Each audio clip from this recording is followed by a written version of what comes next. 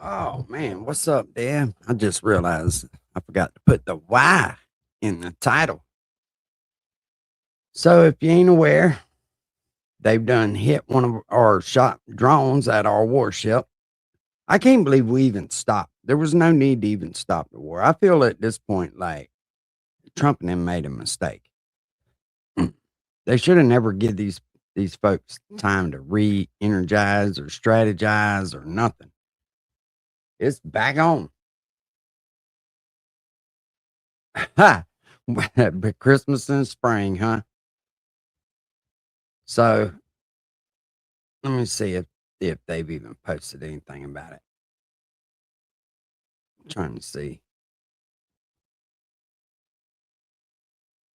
Just in, Saudi Arabia's Minister of Defense announces the arrival of Pakistan military forces at King something air base in eastern region as part of a joint defense pact. Oh shit! So I guess Saudi Arabia is in it now too. I have a feeling this is going to be World War III by the time it's over with. That's why they should have never let this drag on. They should have never let this drag on because it's going to turn more into something than what it should have been. Hold on, let me pull the video up. Yeah, I know it. That's why I went live again. Pimp. That's exactly why I went live again.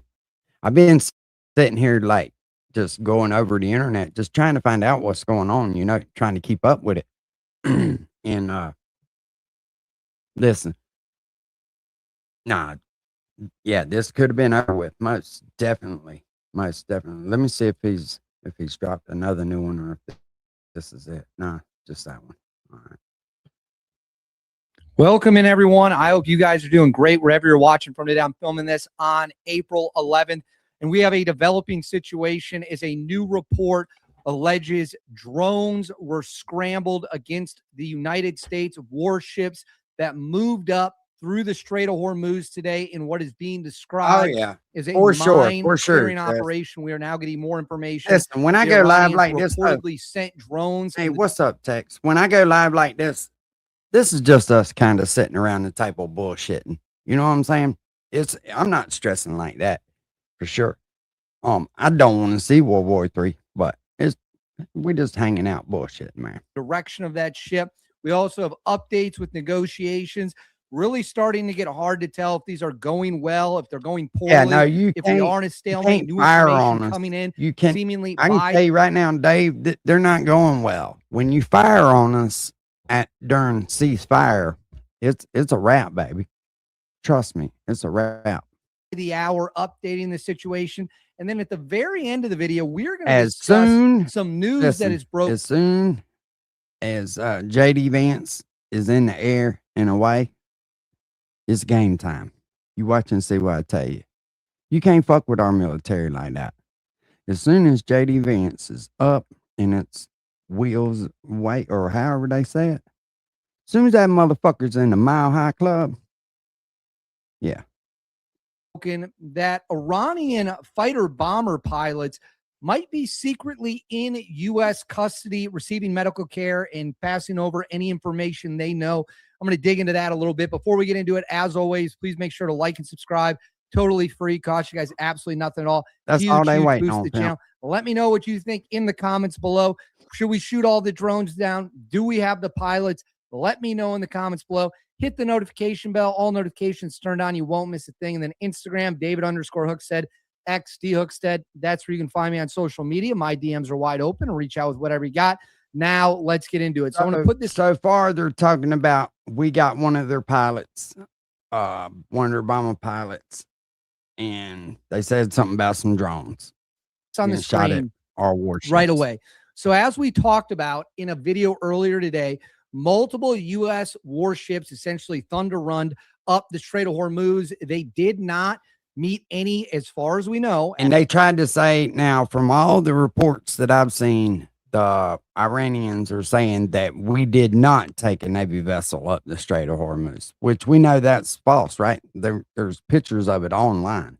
As of me filming this, Sean? Did not meet any direct fire. Iran did threaten them, saying if they did not turn around, that they would be blown out of the water and targeted. CENTCOM confirmed that these ships had moved up the Strait of Hormuz to get rid of these mines, possibly to move more U.S. warships Yeah, up, prepare for ground listen, operations. So Trump had to move in. Well, JD was there because, for one, it shows exactly what they're going to do, right? If they're willing to negotiate, they're not going to do anything to them.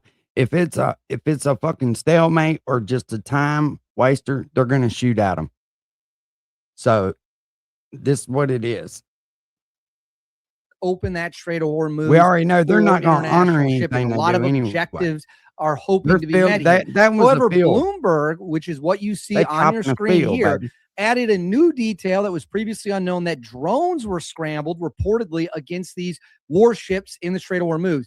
I'm going to read it word for word. This is Bloomberg's reporting. It says, a regional intelligence official said 2 U.S. Navy Arleigh Burke-class destroyers that attempted to transit the Strait of Hormuz on Saturday were forced to turn back after encountering threats from Iran's Islamic Revolutionary Guard Corps, which also launched a UAV drones in their direction. The incident happened around noon Dubai time as U.S. and Iranian delegations were in Islamabad for negotiations. Stick with us. We're going to get into that later.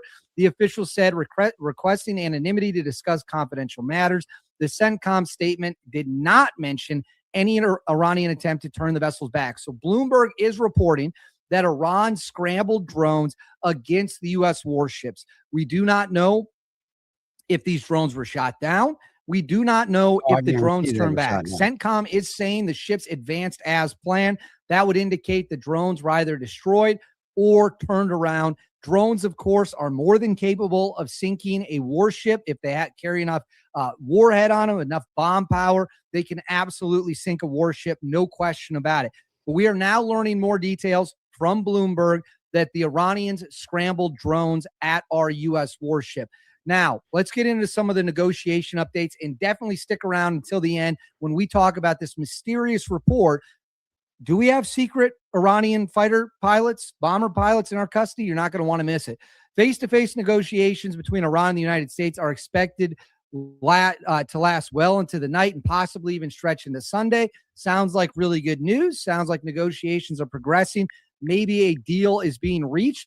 However, there are reports, this is coming from IRNA, Iranian media, says despite serious disagreements and negotiations, talks will continue, but through text exchange. So for those of you who don't know, this is how that works. Pakistan's the intermediary. You got the Iranians in one room, the U.S. in the other room. The Iranians say what they want. They give a statement to the Pakistanis. Pakistanis walk into the room where the Americans are. All right, the so Americans Eric provide a Daughtry he just dropped on X. It says, just in, J.D. Vance, U.S. delegations has been negotiating for nearly 12 hours now with Iran. This is crazy. It's like 3 a.m. in Pakistan. The teams are reportedly exchanging texts now after a huge round of face-to-face talks occurred. President Trump's team is working hard. Written response, they walk it back to the Iranians respond, and back and forth you go. So the situation is being described as intense.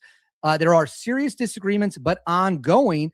However, this news from Fars, which again is Iranian, says a source close to Iran. Right here, listen. So right here, I'm watching Defense Civil, and this is I'm gonna play the sound for y'all. Just because I don't know if I can load it up on the screen. I probably can. But anyways, we'll just play the sound. So Iran's still got small attack boats.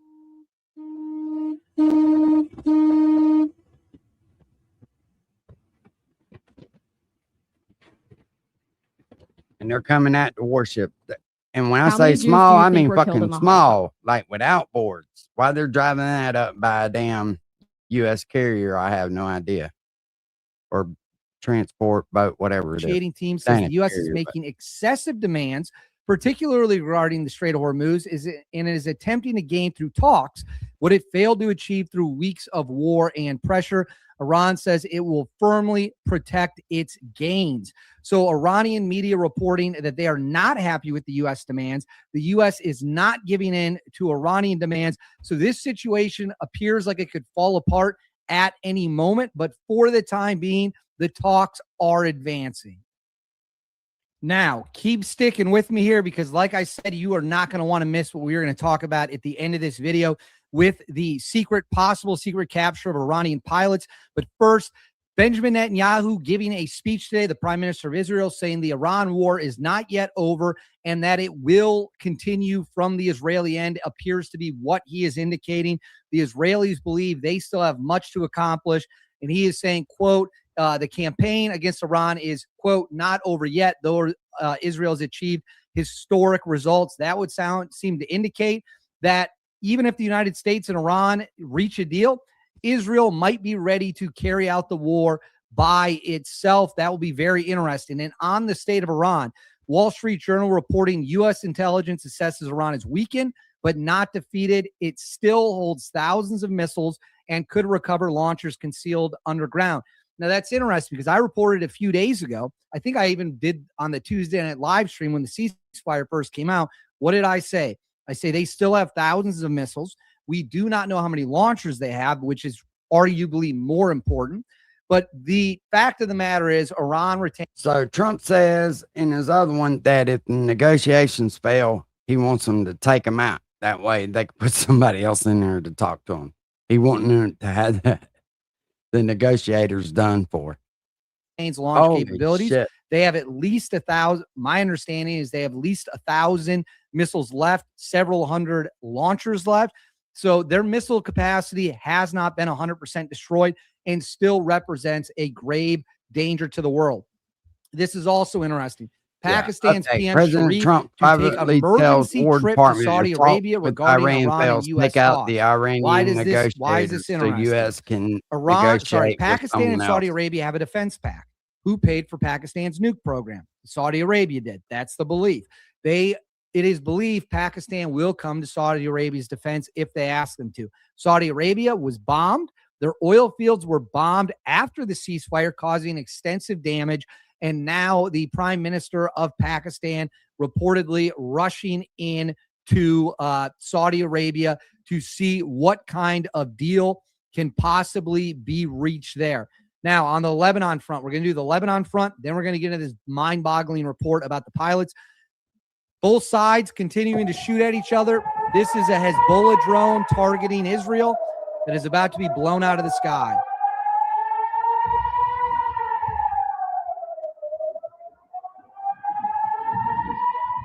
Here we go. Coming up, right there. Bam. And it is gone. So Hezbollah continues to fire on Israel at the same time. Satellite images confirm the report that Bint Jbeil Stadium has fallen under IDF control. The battle for Bint Jbeil is going well for the IDF. So ground operations by the IDF in Lebanon continue. And then right here is a photo of strikes in Lebanon as the IDF continues to carry out ground operations. Now, let's get into the big thing that is very interesting to me. So there's this report going viral. Remember at the start of the war, two fighter bombers, Iranian fighter bombers, Su-24MK aircraft, flew 80 feet off the water in what was supposed to be a surprise attack on Qatar. They were shot down by Qatari fighter jets. We are now hearing, he says, this is a major Ozen account, says, I'm not presenting this as confirmed information. Take it with a grain of salt. Iran's Army Intelligence Protection reportedly received a tip from a neighboring country that U.S. commandos recovered at least 2 Iranian pilots from the water after the downing of Su-24MK aircraft by Qatari F-15 jets. The pilots were severely injured and are currently receiving extensive care at a hospital in a regional country. There's no way to verify or dismiss these claims, but this is the information circling within Iranian military circles. I did ask some people about this. They did not know for sure whether we had Iranian pilots in custody, but what they did as POWs, what they did say is we would be incentivized to hide that from the Iranians if possible, if the pilots were giving us information, if they wanted to defect, and we would gladly take them if they did want to defect and hand over information about the Iranian military. So we can't rule it out. It is very possible we have Iranian pilots in custody at this hour who are handing over information. This has not been confirmed by official channels, The people I talked to explained why you would keep this secret, what the advantage of keeping it secret would be, and what the benefits long term in terms of an intel perspective would be. So that is where we are at as of me filming this update on April 11th. It reportedly Iran scrambled drones against U.S. warships. Negotiations are incredibly intense, but ongoing. The situation is fluid, and I will continue to hunt down more information about whether or not we have those Iranian pilots in custody. Of course, we had the F-15 go down, but we rescued both of our guys. So that is where I will leave it. As always, let me know what you think in the comments below. Please make sure to like and subscribe. Thank you for watching. I'll see you next time. Yes, that's crazy. Let me let me put this up right here. See if I can find it again.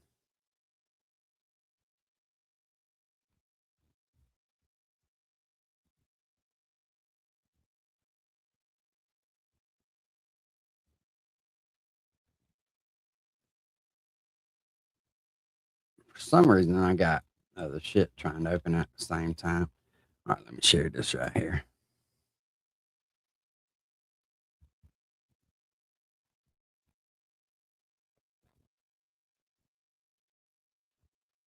So I know I done read it, but Homeland Security News update. President Trump privately tells War Department if talks with Iran fail, take out the Iran negotiators so U.S. can deal with someone else. That is wild. Update. Third round of negotiations are about to begin. So far, no breakthroughs, but Pakistan officials serving as mediator says talks are progressing. Iran still says that these are indirect talks, no face-to-face meetings.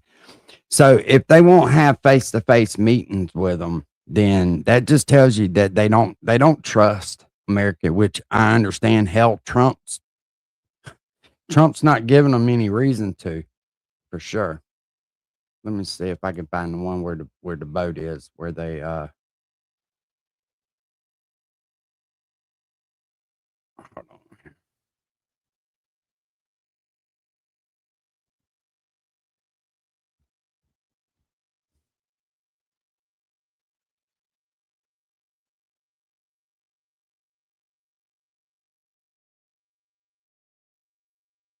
Gasoline's cheaper there than where it is where the hell I'm at. I don't know what the hell they're talking about. Where the hell did that shit go?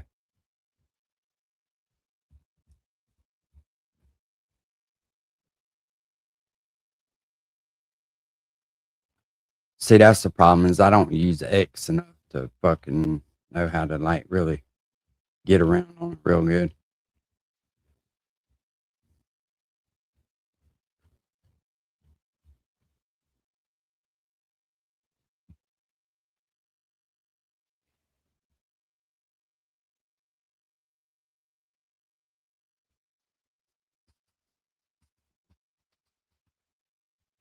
I just watched the damn thing where they rushed the boat.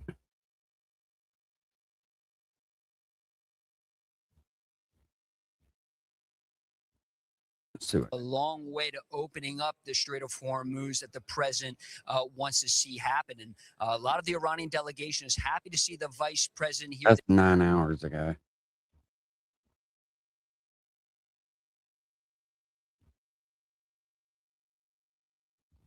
They think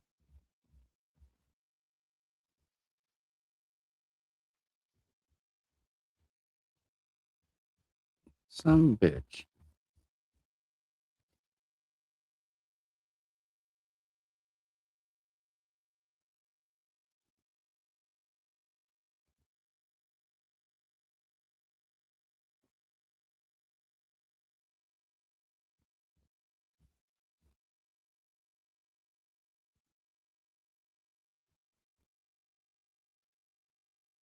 Now I wonder how in the hell I found that shit on.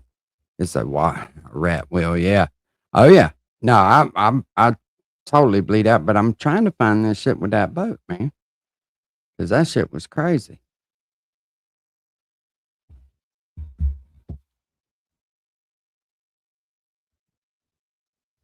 Y'all give me just a second, because I got it on my phone.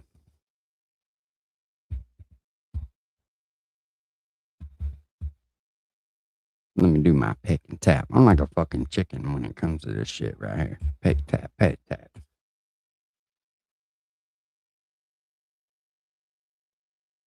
Let's see if they play it.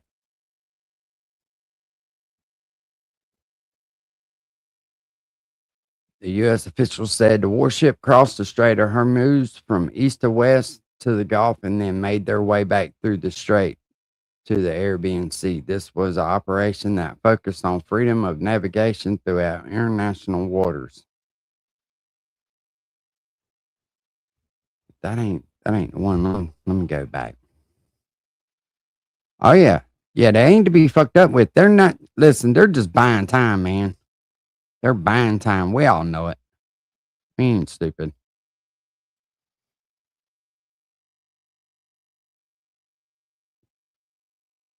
U.S. Homeland Security. All right. I think I got it now.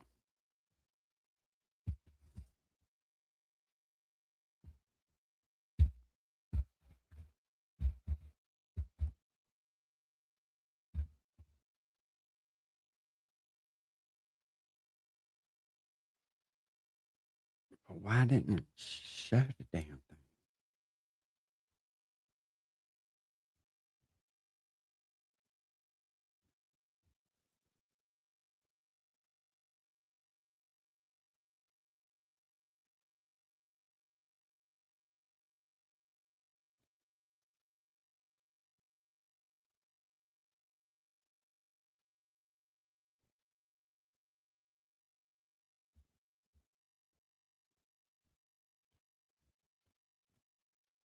See, they on that's crazy.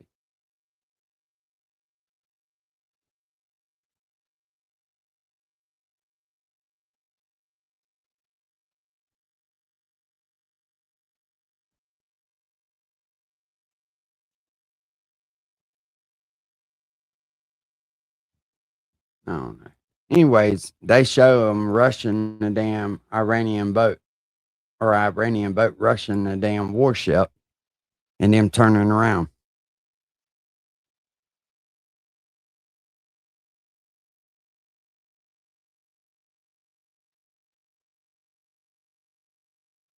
No, that ain't even it, Grizz. No, that's the only reason that they're even going after them right now is over that Strait of Hormuz. That is it. If it wasn't for that, they wouldn't even be over there bothering them folks. And that's the truth. They done did what they wanted to do, but they've got the world economy held up by not letting all them boats out of there. They're not going to let them do that, man. America cannot afford to let them do that.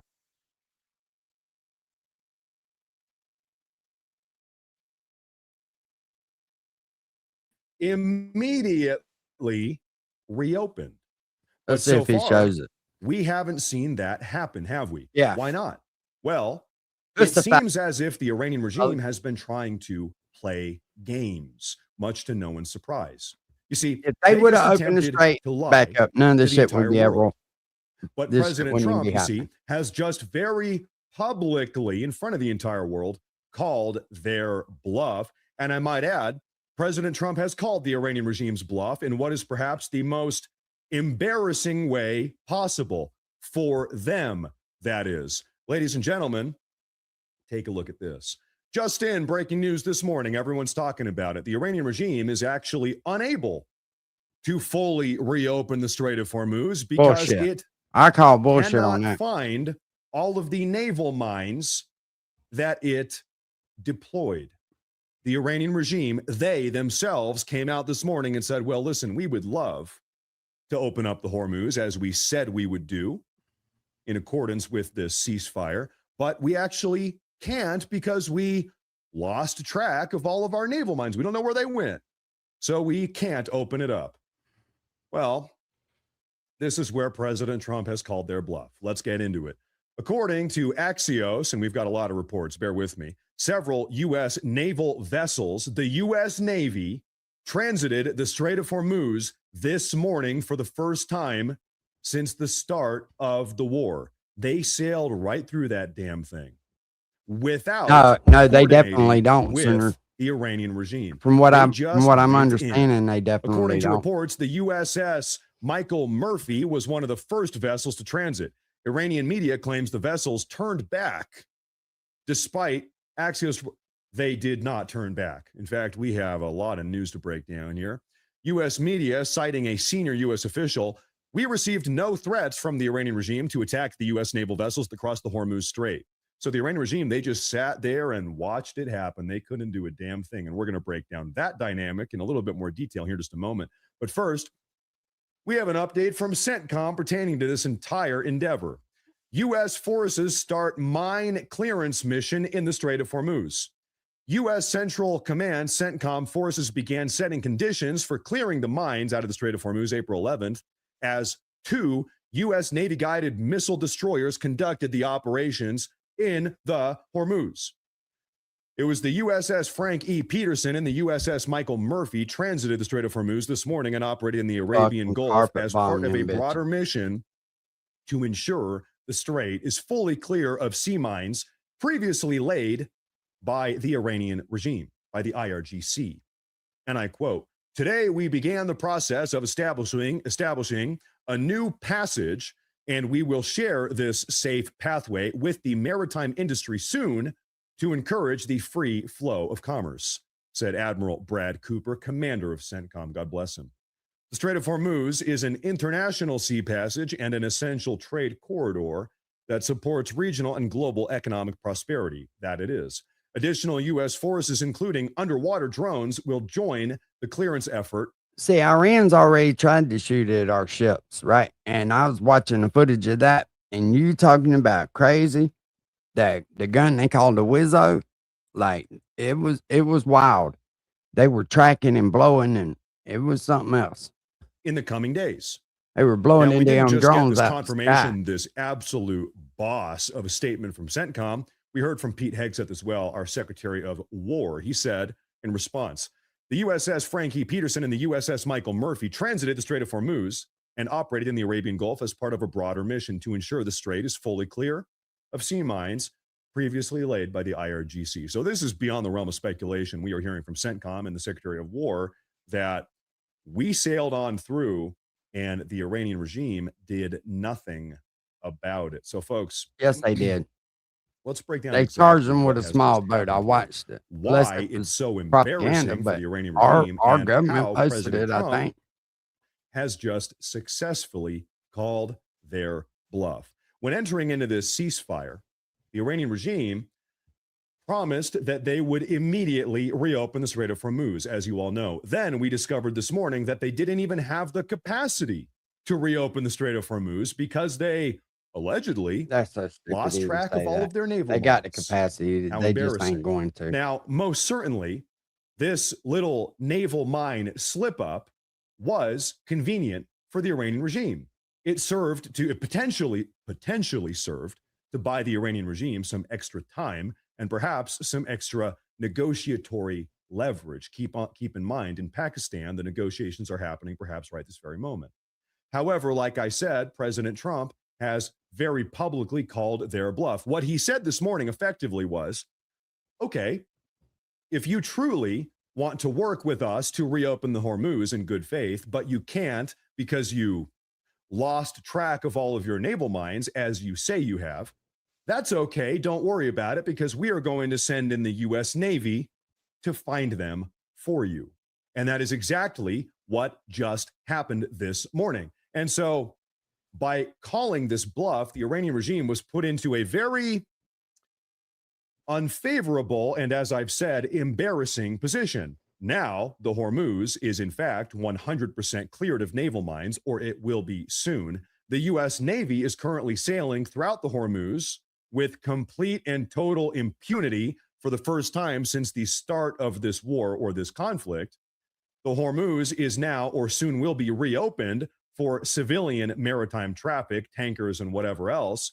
And best of all, the Iranian regime can't do a damn thing about it. What are they going to do? Start firing missiles, rockets, or drones at U.S. naval vessels during a ceasefire? Good luck. While their top diplomats are currently, perhaps right this very moment, meeting with J.D. Vance and Witkoff and Kushner in Islamabad, Pakistan, good luck. Now, President Trump himself actually chimed in on this entire situation in a very long Truth Social post. We're going to take a look at this. He said this: the fake news media has lost total credibility, not that they ever had any to begin with. Because of their massive Trump derangement syndrome, sometimes referred to as TDS, they love saying that Iran is winning the war when in fact, everyone knows that they are losing and losing big. True. Their Navy is gone. Their Air Force is gone. Their anti-aircraft apparatus is non-existent. Radar is dead. Their missile and drone factories have been largely obliterated, along with the missiles and drones themselves. Most importantly, their longtime leaders are no longer with us. Praise be to Allah, is what he says. He did it again. The only thing they have going for them is the threat that a ship may bump into one of their sea mines, which, by the way, all 28 of their mine dropper boats are also lying at the bottom of the sea right this very moment. We are now starting the process of clearing out the Strait of Hormuz as a favor to countries all over the world, including, who does he say first? Including China, Japan, South Korea, France, Germany, and many others. Incredibly, they don't have the courage or the will to do this work themselves. Very interestingly, however, empty oil that's not Max ships from many Afterburner. nations are all right now heading to the United States of America to load up with our oil.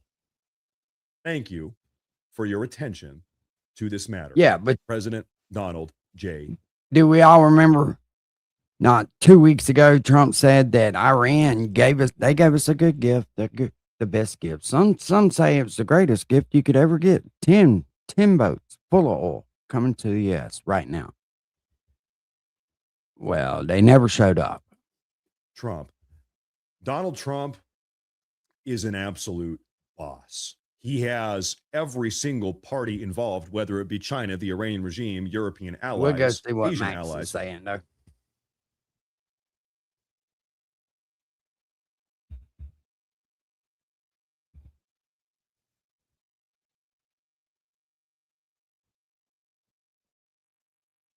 I had to cut it off. Today we're going to be covering a lot, my friends. Good to see everybody in the chat tonight.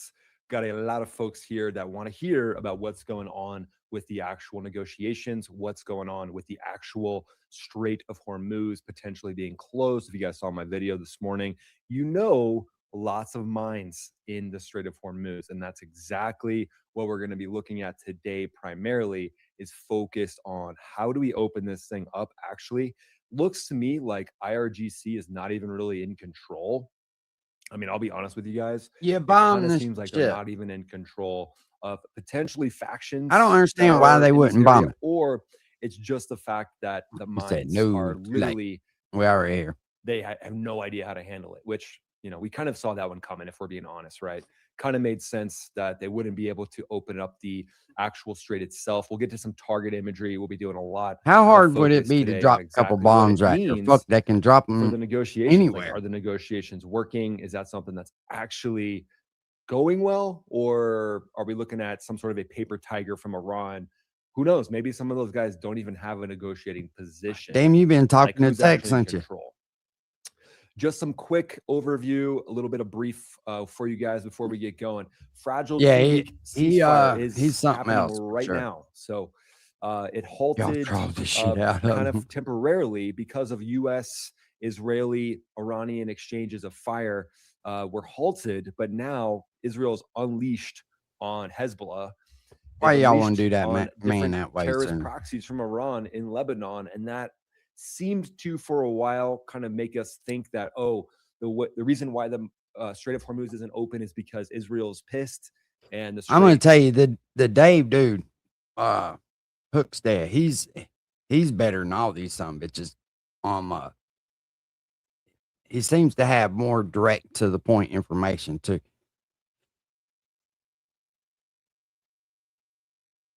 and he ain't begging for super chats. The way this dude begs for super chats makes me fucking sick, to be honest with you. Because it's all about the money, it seems like. And these days and time, that ain't what it should be about. You know what I'm saying? If you're trying to put information out there so everybody knows it, it shouldn't be about how much you get paid.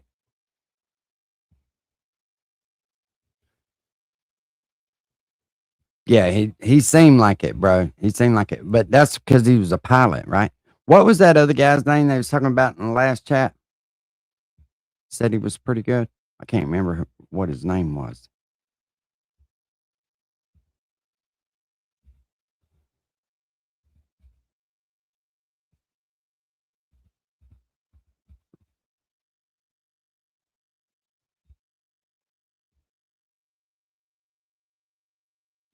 Sure, you ain't kidding, ADA.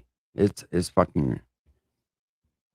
Listen, when you're talking about World War III, the last thing I want to hear about you doing is saying we ain't going to do this or we ain't going to do that till we get 50 super chats. And I was like, son of a bitch, you ain't trying to strong arm people, are you?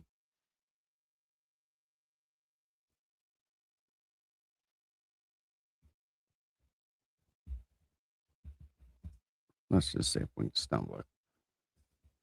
stumble upon one.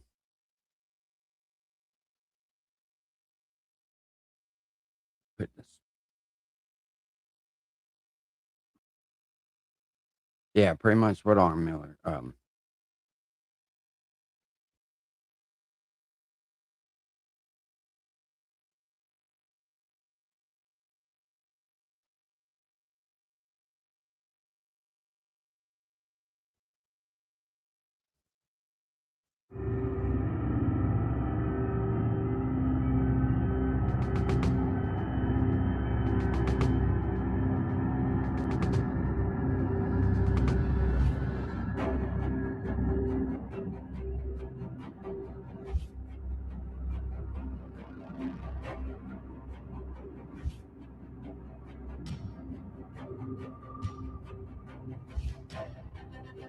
On the night before the ceasefire, Israel's missile defense reserves had dropped to critically low levels, with interceptor stockpiles reduced to just double digits, as reported by a Trump administration official. The revelation signals how close Israeli air defenses came to being stretched during sustained missile attacks in the conflict. According to reporting, the shortage forced Israeli forces to become highly selective in intercepting incoming threats, effectively choosing which ballistic missiles to engage. The situation, described by an official to drop site, highlights the operational strain as attacks continued from Iran and also from Yemen, entering the conflict in a limited capacity. Analysis by the Royal United Services Institute indicates the scale of depletion, estimating that by March 24th, Israel had already used 122 of its 150 Arrow interceptors and 22 of its 48 THAAD systems. These figures, based on pre-war stockpiles and expenditure data, underline the intensity of missile exchanges. These interceptor systems are not easily replaced. Arrow missiles are estimated to cost between $2 to $3 million each, while Damn. THAAD interceptors can cost up to $12 million per unit and require significant production time. Multiple interceptors are often needed to counter a single ballistic missile, further accelerating depletion rates. Experts suggest Iran's missile strategy may have contributed to this pressure by deploying older missile waves to exhaust defenses before potential advanced strikes. With interceptor levels falling and replenishment timelines extended, the situation underscores the How fragile crazy would balance it be to that have? shaped the ceasefire dynamics. How crazy would it be to have a two-purpose defense system? One to take the rocket out, and then when it does that, to keep on going and straight to target where the rocket came from, if it's capable of doing so. If it's in that distance, that'd be pretty badass technology. And the broader regional security outlook.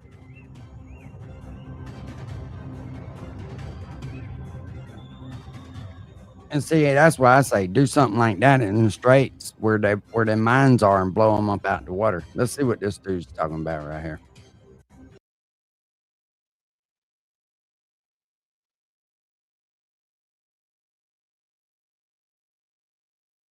behind Trump's back. And China is on its way to arm Iran with doomsday weapons. We have satellite images that reveal that Iran is trying to protect the uranium in Isfahan. The United States is preparing for the talks to collapse, and they are sending the sea monster to the Middle East. In the IDF, they are preparing for the collapse of the negotiations with Iran and the renewal of strikes against the Revolutionary Guards in the Islamic Republic. Yeah, exactly. American That's why I naval say ships they should have crossed the never stopped Center History. Once you put your foot on somebody's neck, if I jump on you, I'm not going to let you go get your big brother to come back and beat me up. You know what I'm saying? I didn't understand that. Without coordination You with done Iran. punched the dude in the eye, you might as well keep CENTCOM on going. announced the warships passed through Hormuz as part of the mission to clear the mines. What is preventing the opening of the Strait of Hormuz now? It turns out that Iran has not opened the Strait of Hormuz because it cannot find and destroy the mines that it planted there. And against the Bullshit. backdrop of the blockage of the Strait of Hormuz, US President Donald Trump said that a huge number of oil tankers, completely empty, some of the largest in the world, are now heading to the United States to load up with oil and gas. And I think a for lot of every that's place in the bullshit. I think a lot of them's trapped over there. I've been watching that Maritime app. Nobody's fucking moving over there. I think these guys are fucking lying. world. And at the same time, 2 American destroyers passed through Hormuz today without Iranian approval for the first time since this war began. Vance, the vice president, warned that while in Iran, they are sending contradictory messages about Lebanon. It's not in the picture. And meanwhile, in the war against Hezbollah, the terrorist organization, a proxy of Iran in Lebanon, after the IDF neutralized Hezbollah terrorists in Beirut, dozens of and up to hundreds of Hezbollah terrorists are surrounded in the Shiite village of Binjbel. Will there be peace in the Middle East? Right now, direct negotiations between Israel and Lebanon are set for this week in Washington, and the ambassadors of Israel and Lebanon will speak, and in Beirut, they will ask Israel for a ceasefire as a goodwill gesture. I'm Yair Pinto, with me is Mati Shoshani, and we are boots on the ground that bring you all the truth about what's happening in Israel, and also all the truth about what's happening in our neighborhood, the Middle East. And this is the opening of day 43 of the war, Roaring Lion, or by its American name, Epic Fury. The ceasefire between the United States and Israel and Iran did not end this war, but it changed its nature. The ambiguity around the Damn right, agreement it changed and the its arenas nature. like It's Lebanon getting is dead. increasing the risk of renewed escalation. Today, the decisive talks began in Pakistan. It is now or never, determined Pakistan's Prime Minister, Shehbaz Sharif, hours before the opening of the talks in Islamabad, Pakistan, which was flooded with security. The streets were emptied.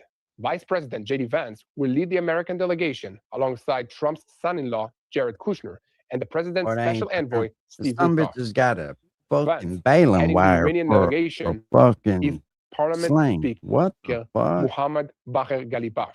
And joining him is Foreign Minister Abbas Araghchi, and also taking part in the talks will be the Secretary of the Defense Council, the governor of Iran's central bank, and several members of the Iranian parliament.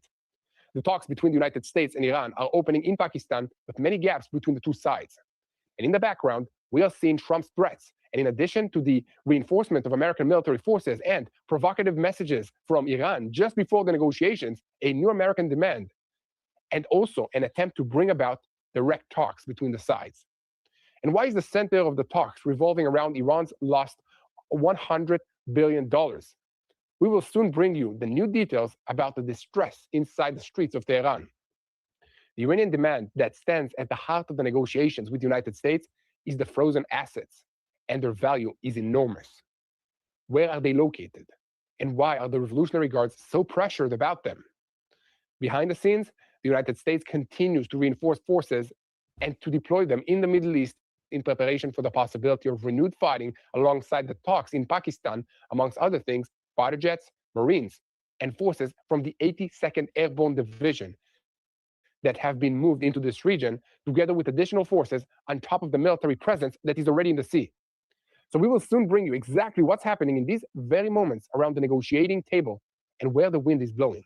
But let us begin with the last 24 hours of the IDF in this war against Hezbollah.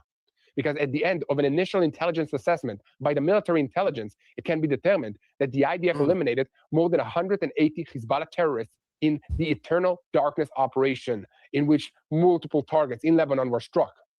This was stated by the IDF spokesperson, who added that during the operation, about 100 targets were struck in 3 areas simultaneously, including more than 45 central headquarters of the terrorist organization, about 40 military buildings used by its commanders, and additional terrorist infrastructure belonging to the organization's senior leadership.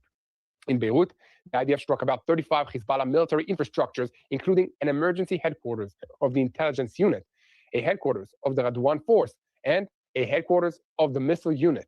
In southern Lebanon, the Bekaa, about 40 additional infrastructures were struck, including weapons depots and headquarters of the Radwan commando forces and the intelligence unit. At these moments, the IDF's fire division continues to operate simultaneously in southern Lebanon as part of Operation Roaring Lion, during which more than 1,400 Hezbollah terrorists have been eliminated. This was stated by the IDF's spokesperson, who added that so far, forces of Divisions 162 and 36 have destroyed more than 2,700 terrorist infrastructures and located more than 2,250 weapons, including long-range rockets, anti-tank missiles, RPG launchers, weapons, and explosives. In addition, forces of Division 91, 98, and 146 have destroyed more than 1,500 terrorist infrastructure and located more than 1,000 weapons, including firearms, RPGs, explosives, and combat equipment. The Air Force continues to assist the ground forces and strike targets throughout southern Lebanon under the guidance of all of our forces. And in the last 24 hours, the Air Force struck more than 120 terror infrastructures in southern Lebanon in order to remove the threats to the forces. And right now, the Hezbollah stronghold that is on the verge of falling is the Shiite village that Division 98 continues to encircle, and that is Binjbel. What does that mean? It means that the IDF still has looking closed for in more on the terrorist updates, Joe. organizations from multiple directions and continues to advance in order to tighten the siege on the largest Shiite town near the border with Israel. And right now, they are cut off from everything. The IDF reports a deepening of the activity in southern Lebanon. The battle over the enriched uranium continues. Iran is preparing for the worst-case scenario. Iran is strengthening the nuclear facility in Isfahan with barriers and fortifications in order to block a ground raid. And this is against the backdrop of US and also Israeli threats. Satellite photographs point to preparations for a scenario of direct confrontation over the uranium stockpiles. Sources familiar with the American intelligence assessment said that, contrary to declarations that Iran's missile program was eliminated, thousands of ballistic missiles are still in the hands of the Revolutionary Guards. They are simply buried underground. 2 American Navy destroyers passed through the Strait of Hormuz just earlier, and the United States Central Command, CENTCOM, confirmed that American military forces have begun shaping the conditions for clearing the naval mines from the Strait of Hormuz. All right, so CENTCOM further Trump stated just that posted this here a minute ago on. Oh shit, that was something. This thing jumps around too damn much. This thing jumps around way too damn much. True 2 soft is a warships hard one to passed fucking through the strait navigate. and operated in the Persian Gulf. This is as part of a broader mission to ensure that the strait is actually clear of any kind of mines. And this is the first time that American warships have passed through the strait since the start of this war against Iran, where they claimed, on the other hand, that they had turned back US ships after threatening to attack them. An American official explained that the Iranian ships look like children compared to the American huge destroyers. Look, it's very simple. The reason that the strait has not been opened despite Trump's demands is that Tehran also does not know where it planted all the naval mines against which it warned other vessels. So the United States has the capability to clear these mines, but not so quickly. And it seems that alongside the talks that they are indeed doing, and also this issue is expected to be on the central obstacles of these negotiations. So for several days now, Donald Trump has been exposing the truth about Iran's conditions, or more accurately, the condition of the Revolutionary Guards in Iran. Trump is revealing how much power Iran has in the series of posts that he posted on his Truth social media account. In the first one, he explains that the Iranians do not understand that they have no cards in hand. They're alive only in order to negotiate. And he added that Iranians are better at dealing with the fake news media and the public relations than at actually fighting. United States President Donald Trump sharply criticized the American media and wrote on Truth that the fake news media loves to say that Iran is winning, when in fact, it is losing big. Their Navy and also their Air Force, the air defensive systems, and the radars are gone. The missiles, the drone factories were mostly destroyed, along with the missiles and the drones themselves, and their veteran leaders no longer exist. Thank Allah, according to the US president. So the only thing that they have is that a ship might run into one of their naval mines. We're now beginning the process of clearing the Strait of Hormuz as a favor to the countries of the entire world, including China, Japan. So they're saying that President Trump was supposed to make an emergency broadcast at 6:30 p.m. after negotiations with Iran. Insiders expect him to announce fees to pass through the Strait of Hormuz. If true, markets will explode today. We'll see. We'll see. South Korea, France, Germany, and many others. Yeah, Amazingly, I'm they do just not trying have to the find courage something or the else. desire to do Tex. this work themselves. I was using In him as a addition, filler. Trump said that the talks with Iran have begun. Let's see if And if they Trump do not made any succeed, updates. we are prepared to fight again. The United States Vice President J.D. Vance flew today to the negotiation talks with the Iranians and warned the Revolutionary Guards against playing games. Nah, 2 hours ago.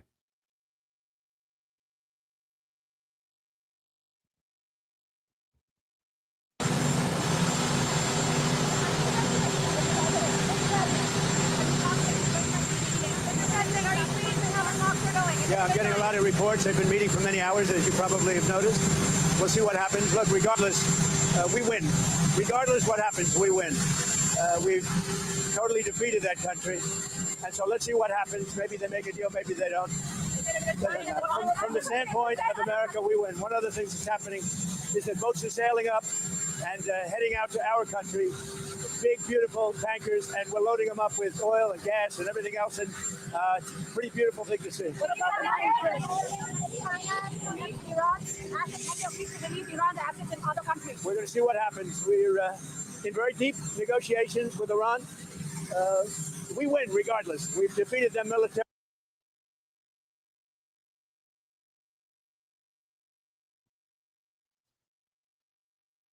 Yeah, see, they ain't no updates really.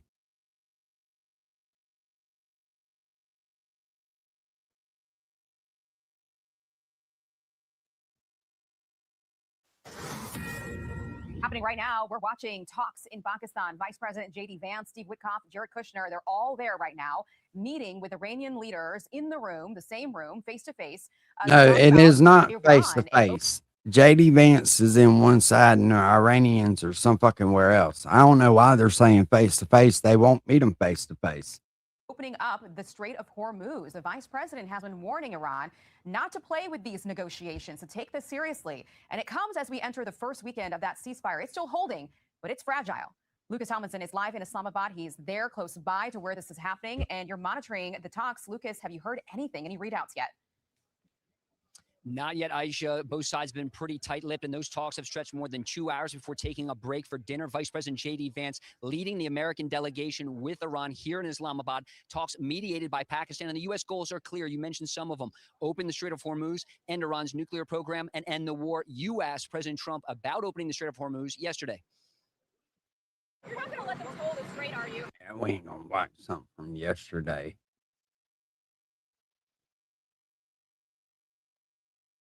You would think he'd be fucking live.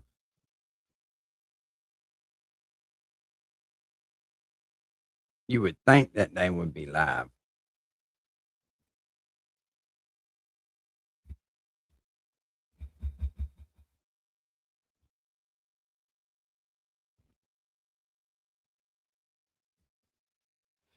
Yeah, see, all that's old shit there.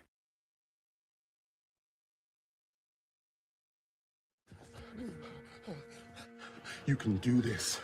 You can be the first millennial in history to book a trip on a device that is not their computer. About China shipping man pads to air defense to Iran. We'll talk about that in a little bit. They have these pool reporters who it allows lots of different outlets to get coverage when it's unrealistic for them all to have reporters there. So he's the designated White House press pool vice presidential trip reporter, I guess, tonight, giving updates. And he literally just posted 17 minutes ago saying that a senior White House official said 15 hours in counting. So a senior White House official says that the talks are still going. Michael Scholing says, Yeah, it's because they're dragging it out. See, if they don't do face to face, then they can drag this shit out. That's all they're doing. It's a fucking stall tactic. At this point, they gotta know it's a stall tactic. There's no reason to be debating this shit 15 hours. You say what you gotta say, take it or fucking leave it. Straight up stall tactic.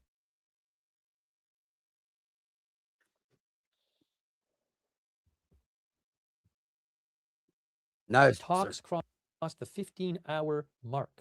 Now, that's interesting. That's the first I've heard that they're still going. You know, there's been some conflicting reports. Some of the Iranian press reports claim that they were still exchanging drafts. Was it funny? John Pendleton thinks it's probably a good sign. It's on X. All right, I was just fixing to look it up.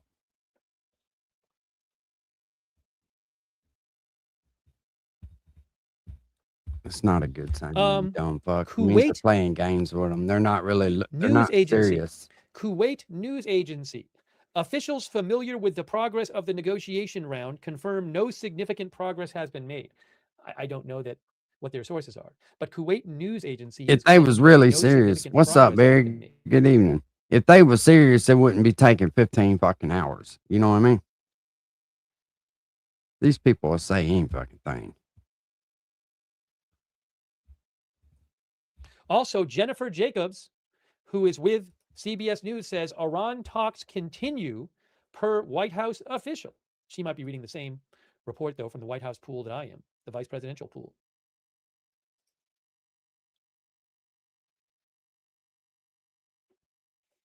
Wow, guys. Timms thinks no progress seems more likely.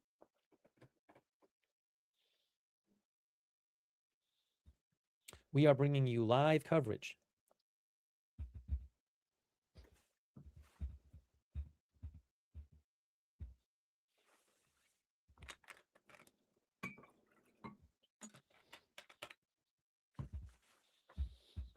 Okay, here's what we're going to do right now, real quick. I want to talk about this. I saw a story talking about what had gone through the Strait of Hormuz today. So I want to talk a little bit about that. We're going to keep updating you on these talks, which again, a White House official said about 20 minutes ago, they're still going. Maybe they're sleeping in maybe like one person goes to sleep and the others stay up. I don't know how that works. Okay. But right before we get into that, into the topic of what moved through the Strait of Hormuz today, really quick, this is a sponsored broadcast and it is tax time now. And appropriately enough, our sponsor today is Tax Network USA. So here's a quick word from me about our sponsor. And then right after that, we'll get into the Strait of Hormuz stuff. Do you owe back taxes or haven't filed in years? If the answer is yes, the IRS could take your wages, bank accounts, and more. If you want to avoid this, you can get help resolving your tax matters with Tax Network USA. Tax Network USA is a tax resolution firm that specializes in resolving and reducing IRS tax issues. They've helped many clients reduce their tax liability and penalties. Their powerful programs and strategies could save you thousands or even eliminate your debt entirely if you qualify. And right now, Tax Network USA is offering a completely free IRS research and discovery call to show you exactly where you... What the hell? This war with Iran is confusing me. Bro, the war is over. It's done. Nope. Israel just pulled us back into it. Never mind. Yeah, what's going on? We're getting all these conflicting messages. I can't even track what's happening. Dude, I've listened to everything. It's pretty straightforward. Explain it to me. And start with, why did we get into this war in the first place? So in late March, us and Israel, so mostly us, started attacking Iran to eliminate their nuclear capabilities. What's up, smart mouth? What was that Operation Midnight Hammer thing about last June? That was strikes to eliminate Iran's nuclear capabilities. And that was a great success. After it, Trump declared Iran's nuclear capabilities are 100% gone. Okay, and then we started an all-out war in March to do the same thing we already did. Like, that already doesn't make any sense. Well, not so fast. Well, yes, But the strikes in March killed Iran's supreme leader. We knew that if you kill their leader, then you win the war. So total victory, case closed. All right, then what happened? Well, Iran started retaliating for some reason. Maybe because their leader was killed? Maybe. So the war didn't end again like we thought it would. Like, of course they would retaliate. Yeah, nobody saw it coming. But then, and get this, Iran escalated things by closing the Strait of Hormuz. That was a big deal. Then everybody around the world started freaking out about oil prices. Yeah. So at this point, we're just really in the war. Can't stop even if we wanted to. It's awful. But here's the good news. On March 15th, Trump announced, we have won. It's a total victory. Well, that's good. And then what happened? The war continued. Oh, but he said total victory. It's more about the journey than the destination. It sounds misleading. But don't worry, because at that time, Iran was negotiating with us on a ceasefire. What came of that? Israel killed Iran's negotiators. So negotiations failed somehow, and fighting continued. Why would Israel do that? But as the war went on, by late March, Iran's military was so weakened that Trump said, and I quote, "They have nothing left. We've knocked out their missiles." At this point, they're basically shooting at our great pilots with BB guns. No match for our beautiful brand new F-35s and F-15s. Well, that's good news. Then what? Iran shot down 2 of our aircrafts. Ironically, an F-35 and an F-15. Did they use BB guns? No, shoulder fire missiles. But Trump said luckily we rescued all the pilots though. But if Israel didn't kill the negotiators, well, I'll tell you who's been a good negotiator in this. Trump. Art of the deal kind of aura he's got. How so? Well, in early April, Trump said that if Iran doesn't reopen the Strait of Hormuz, he's going to knock them back to the Stone Age. What Iran do? Yeah, get this. They did not reopen the Strait of Hormuz. Great. But then Trump turned up the negotiating heat on Iran, trying to get them to agree to a ceasefire deal when he said, a whole civilization will die tonight, never to be brought back again. Game, set, match right there. God, that's genocide. Nope. He was just saying it. Oh, that's the threat of genocide. It's a negotiation tactic commonly used. I've used it. One time I was at a car dealership. They weren't coming down on the price. And I said, if you don't give me $5,000 off this car, I am killing everyone in this dealership. Wow, I got arrested. Oh, shit. It worked for Trump because he got a ceasefire deal out of it. And Iran reopened the Strait of Hormuz. We won. Great. So the fighting's over? No, Israel immediately broke the ceasefire deal and pulled us back into the war. What the fuck is wrong with Israel? So the fighting resumed immediately. What the fuck is wrong with us for being allies with Israel? Yeah, our greatest ally. And Iran reclosed the Strait of Hormuz. How will this war ever end? Well, basically, when we can get Iran to reopen the Strait of Hormuz, the war's over. It's complete and total victory. Was the Strait of Hormuz open before the war started? Yes. And the reason they closed it was because the war started? Yeah. And the reason we're still in this war is because we need to get the Strait of Hormuz open. Yeah. Well, what the fuck? Yeah, you get it now. I'm glad I could help clarify. Well, if you'll excuse me, I gotta go pay my taxes to help fund Israel. Right? Life is good. Are we just supposed to be this dumb? Yeah. It's up on the dog poop right there. So you're doing all the right things. Earlier nights, more walks, better foods, but you're still waking up tired. That's not normal. That's your body asking for help. But imagine one nightly ritual that finally allows you to rest, recover, and recharge. And that's Magnesium Breakthrough. 7 forms of magnesium plus the exclusive passport delivery system that actually gets... Yeah, it was pretty funny. He's fucking spot on though, wasn't he? Let's see what his dipshit's saying here.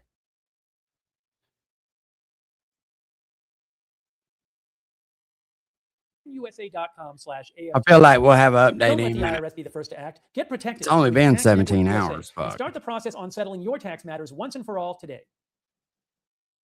Okay, let's talk about the Strait of Hormuz. Bloomberg reports that 3 oil super tankers sailed through the Strait of Hormuz today.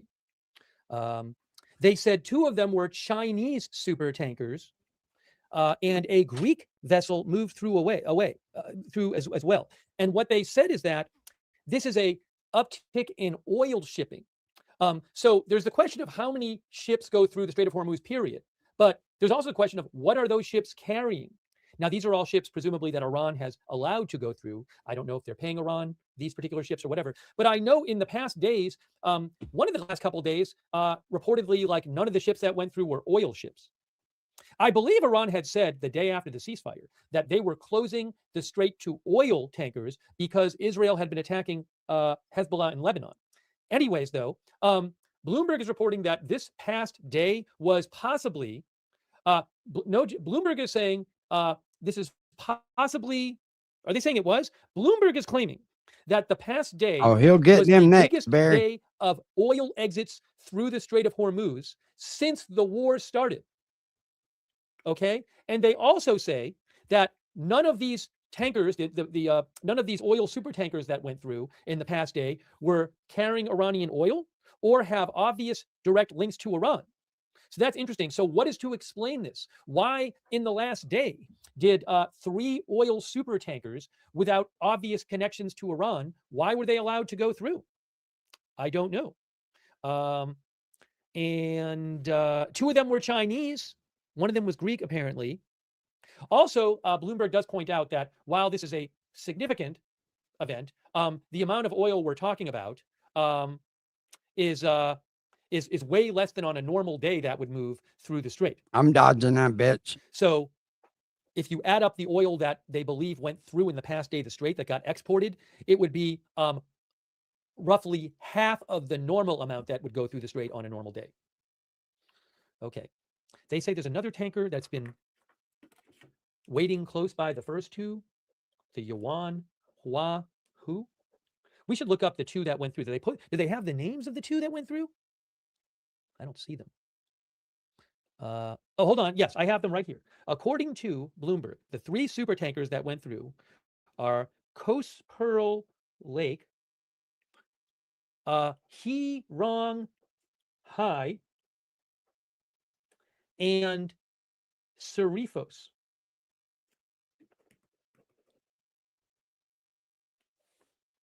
And they say that 2 of those ships were loaded in Saudi Arabia and 1 in Iraq. So again, it's a very interesting report from Bloomberg saying that, I mean, it came out today, so it seems like it's saying in the past day. Yes, April 11th. Bloomberg is reporting that today, 3 oil super tankers without obvious connection to Iran did pass through the Strait of Hormuz. Between them, they carry about 6 million barrels of crude. So, and 2 of them were Chinese. So again, I don't know what arrangement Iran reached with these ships, why they allowed these ships to go through today, but Bloomberg is saying that this is the biggest amount of oil, perhaps. They're saying it's the biggest amount of oil that's gotten exported out from the Gulf through the Strait of Hormuz on any day since the war started. So that's very interesting. Well, I'm 96. I'm definitely fucking dodging. But no the oil war. on board? No, they're saying that there is oil on board in the article. Bro, it's The article said that fucking they had oil China's on ship. board. Somewhat says in exchange, oil super tankers. And maybe we can check out here the last 24 hours. Now watch how many I'll boats play the leave out last of there. 24 hours total.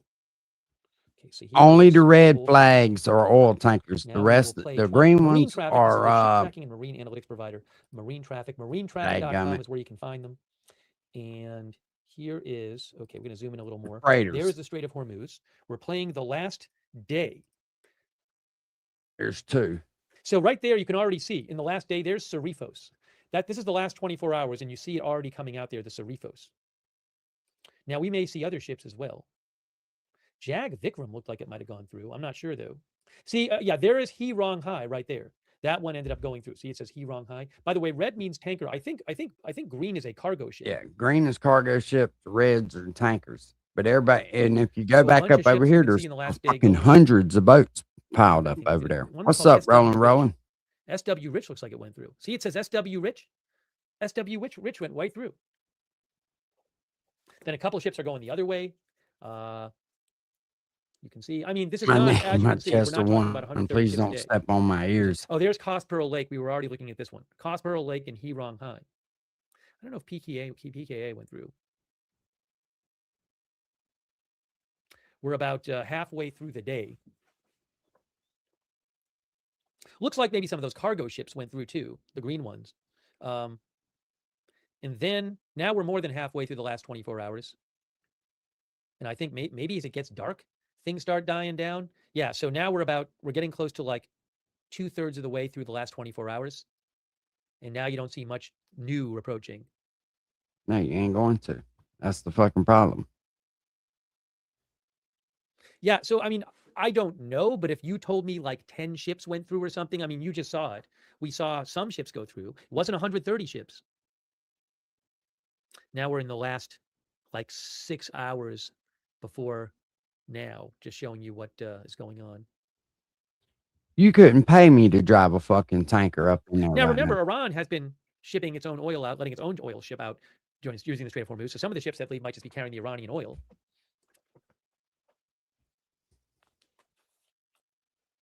All right, now we're just about at the present time. Let it run for a little bit longer. I'm running the last 24 hours for you.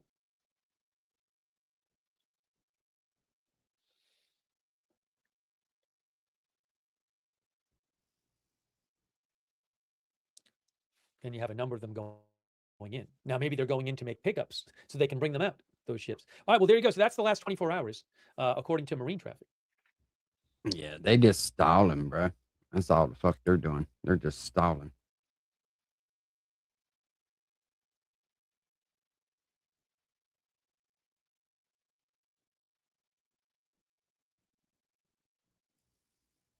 Okay, that's some shit we was watching a minute ago. Ain't no new updates on this shit.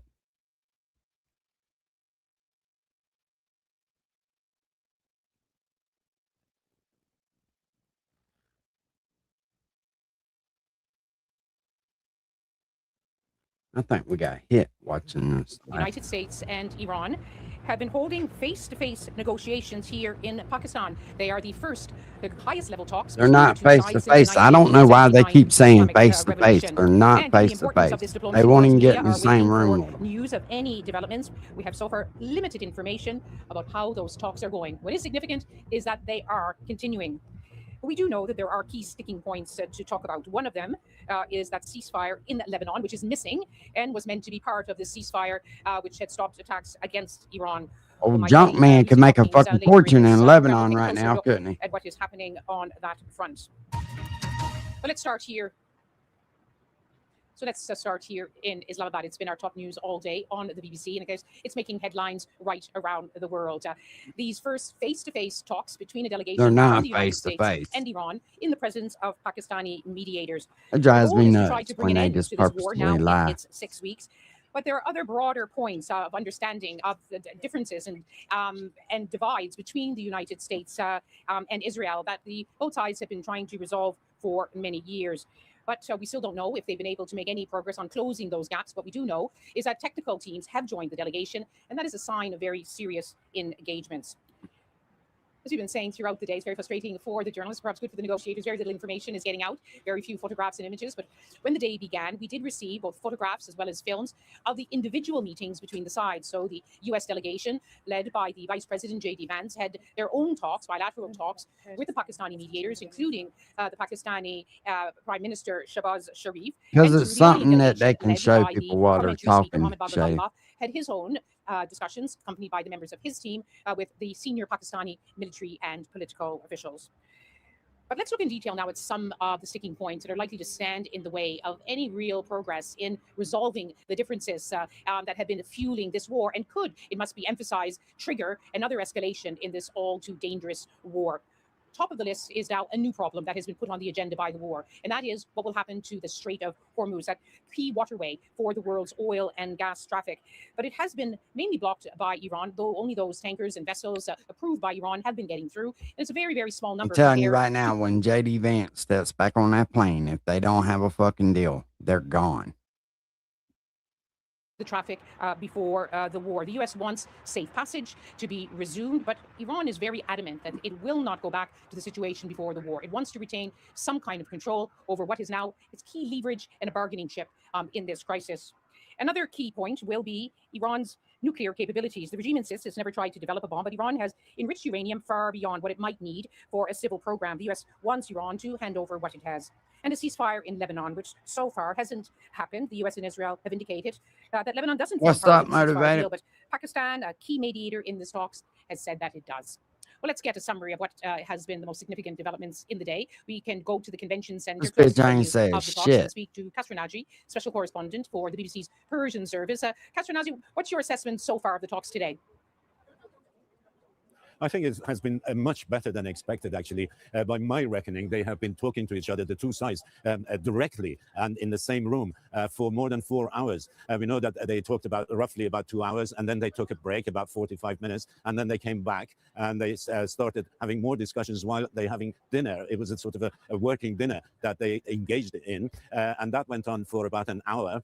And so far as I know, at this moment now, the talks are still there, but the two sides are exchanging documents. What these documents are all about, we have absolutely no idea what they have been talking about and what these documents entail. But we're getting reports that on the issue of control of the Strait of Hormuz, there's been an impasse.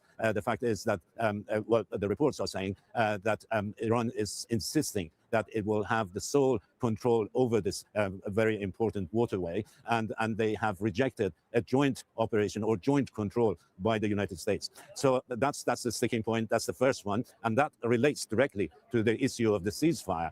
So we're still in the very early stages. We're still talking about whether we can hold on to the ceasefire. Smart mouth. Have y'all been? Have you been moving any freight, bro, in the last 2 weeks? Have you been like out trucking, or shit kind of slowed down for you?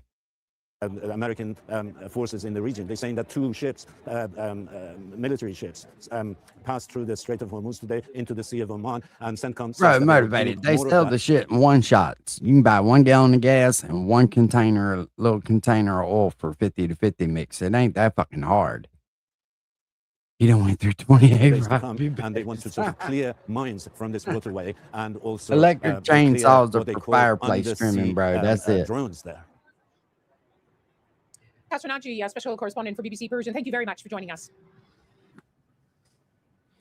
And welcome everyone to Doha. We're going to take a closer look now at one of those sticking points that's been raised, Lebanon. Let's take you through some of the details of what's been happening there. Strikes in the country putting a real strain on this US-Iran ceasefire.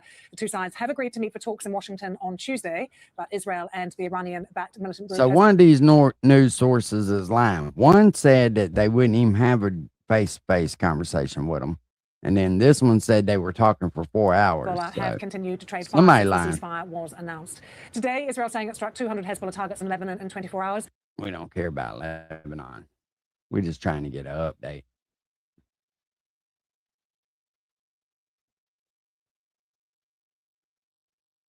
In Iran, continuous attacks in Lebanon, and of course the denial of uranium enrichment rights altogether. My colleague Aditya Rajpal joins me for more on this. Aditya, these 3 conditions that Ghalibaf had in fact accused the US of violating, how important are these 3 conditions in the negotiations that will unfurl in moments from now? Well, latest what we are hearing, Arjun, is that the Iranian delegation have left their hotel my bad.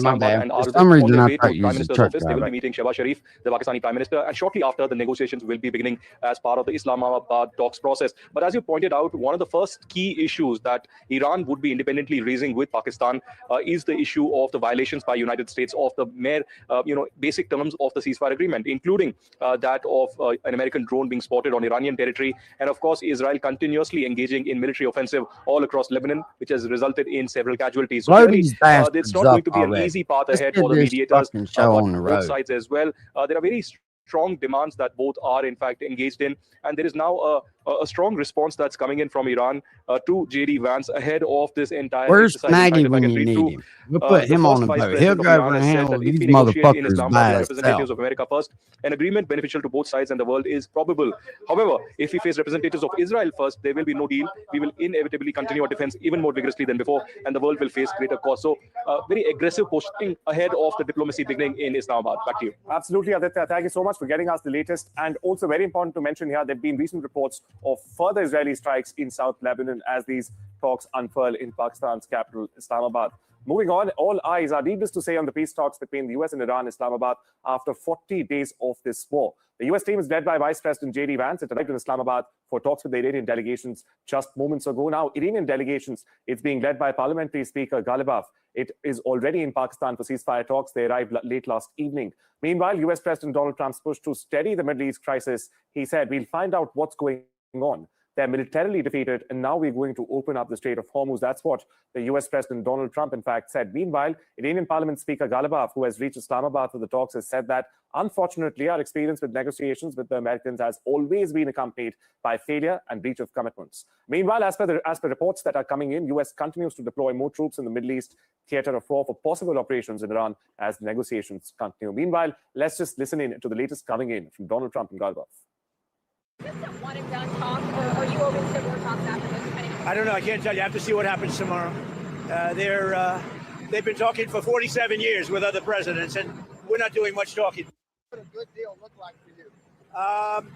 No nuclear weapon, number one. You know, I think it's already been regime change, but we never had that as a criteria. No nuclear weapon. That's 99% of it. You don't need a backup plan. We have the military is defeated. Their military is gone. They have, we've degraded just about everything. They have very few missiles. They have very little manufacturing capability. We've hit them hard. Our military is amazing, the job they've done. Well, I wish him luck. He's got a big thing. We'll find out what's going on. They're militarily defeated. Let's watch out here. The Pakistanis meeting them separately. And then, despite all of the differences that we heard, especially about the ceasefire in Lebanon and about the Strait of Hormuz, they went into those negotiations. The Iranians continue to insist about the unfreezing of their assets. And now, because these talks have been going back and forth, there's been I ain't talking about them. I'm talking about military the shit. drip of information that we heard from our sources. There's been lulls, Hey, there's been highs, would- but the overall atmosphere has been described as positive. To discuss that further, we have with us retired General Zahid Mahmood, who is a security and defense analyst. But unfortunately, Monitoring they this hide entire behind day. It kids. appears that now there's going to be a break for a few hours as daylight is about to break here in Pakistan. What is your post takeaway these from this? pictures Has up there there, anything dude. that have been achieved now?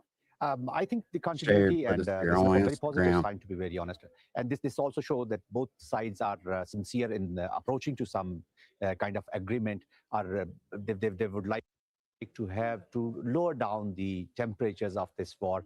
So this also reflects, clearly reflects that they are willing to get to some settlement. These are, but of course, there are few things which are very strategic in nature, like Hormuz is a strategic in nature. Nuclear, we have already have a history on that. So probably these are very important things. And then the Iranians, especially the way they have attached themselves, they're talking about the larger peace in the region. They're talking about the non-state actors, also other organizations, another part of this, this region. So they're talking about the comprehensive peace. That is the largest scheme for them. And of course, they have, people are also expecting that after fighting, are standing with a lot of courage, taking all this, all has happened to their militaries, their navy, their air force. Now this is the time if the national resolve has to be converted into the meaningful outcomes. So they're conscious of that. That's why President Khan is talking about the people of Iran, and probably they will stand by, and he's talking about that we will take these aspirations into the talks, and then we will stand by with whatever are the outcomes of the talk, and that will have the whole of the nation, approval to that. Well, the U.S. president is saying that he's already won the war. He's destroyed their navy, obliterated their capability to do any air defenses. It appears that the maximalist positions have not changed so much during the day. So you're saying that it is a positive sign that they've gone into day 2 of these talks. What gives you hope that there will be some conclusion? I think these are mostly, we should not be going for the, these are speculations. No one is, to be very honest, very privy to what all has happened inside unless the whole thing is out, and we understand, we know what all are have been decided. Till the time, I will stay positive, because this continuity is one sign, and then the kind of support which is coming, are the arguments which are coming from back home.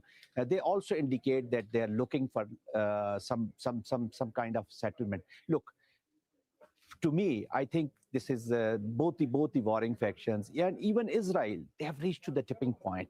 Now, why we are Iranians support the war, and we are happy of the war and hate of this regime. This movie is for 1997. From 47 years ago, when the regime have a power, They kill too much Iranian. These are all of them students in the university. They came for a protest. But what happened? The regime took them to the roof and tied their leg and their hand and closed their eyes through to the ground. Any person survived, again, bring it to the top roof and through to the ground. I have one question from the people of the world. Which government did something like that for their people? Which government? We are not traitors. We love our country. In fact, they are traitors. They came for our resource. We know these are not Iranian. The people from the Iran, they are kind. These are not Iranian. They just learn our language. They came to our country for a resource. I have a question from the people. Why you said, stop the war, stop the war? If something like that happened for your country or your father or your family, again, you said, stop the war? This is another reason. So I was talking to this dude right here. And hold on, let me see here. یه لحظه به این ویدیو توجه کنید. This is another reason why we are Iranians, support the war, and we are happy of the war and hate of this regime. This movie is for 1997. That was one I just played. I was looking for یه one لحظه به where این he ویدیو shows, توجه کنید. where he shows. یه لحظه به این ویدیو توجه کنید. Oh, I'm و من به شما بگویم. یه لحظه به این ویدیو توجه کنید. حرف من خطاب به Attention to this video, please. Come on, let's go.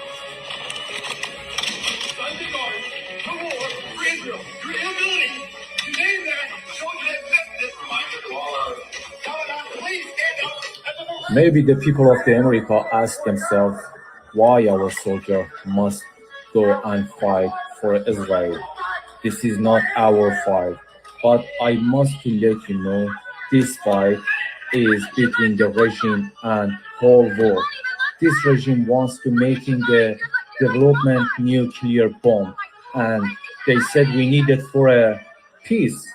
But how you can believe this regime? This regime in 2 days killed more than 40,000 gay people in the street.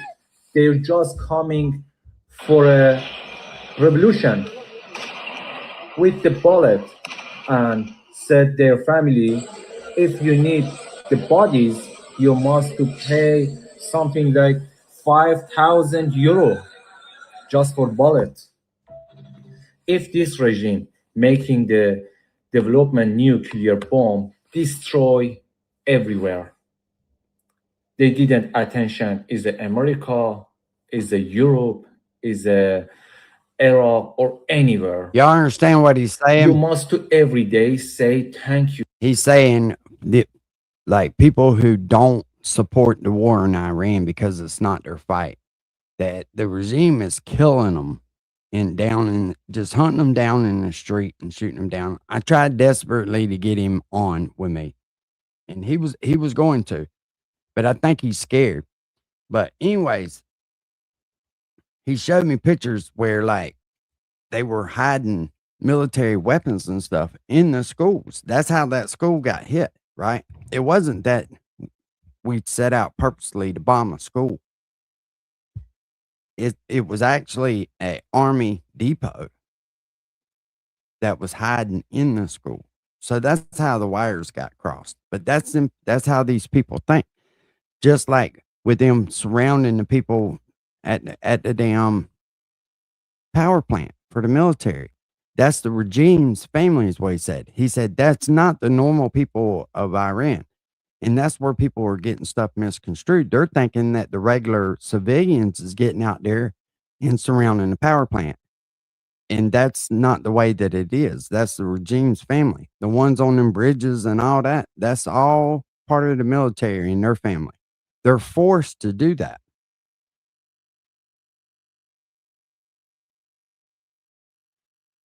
Just for a moment, attention to this video. Did the United States airstrike a girls' elementary school and kill 175 people? Not that we know of, Sean, and the Department of War is investigating this matter. And I would just tell you very strongly, the United States of America does not target civilians, unlike the rogue Iranian regime that targets civilians, that kills children, that has killed thousands. I born in Iran. I from Iran. But anything you see in the internet, don't believe. Who tell you the America attacked to the school? Here is a school in Iran. Here. These are all of them is a student. You know? Here is an elementary school. Here. You see? Here is the real. I know this regime. This regime is so motherfucker. Can't do anything. This person making the drug, going to the street and shoot to the people. 1 second. They can't do for power anything. They can kill their mother as well. Here is a real. Just for a moment, attention to this video. One legger, they're important, man. Why are you crying? Why do you think about your dad? Is he want your father? Oh no, he fucked your mother. Motherfucker! You cry about the money.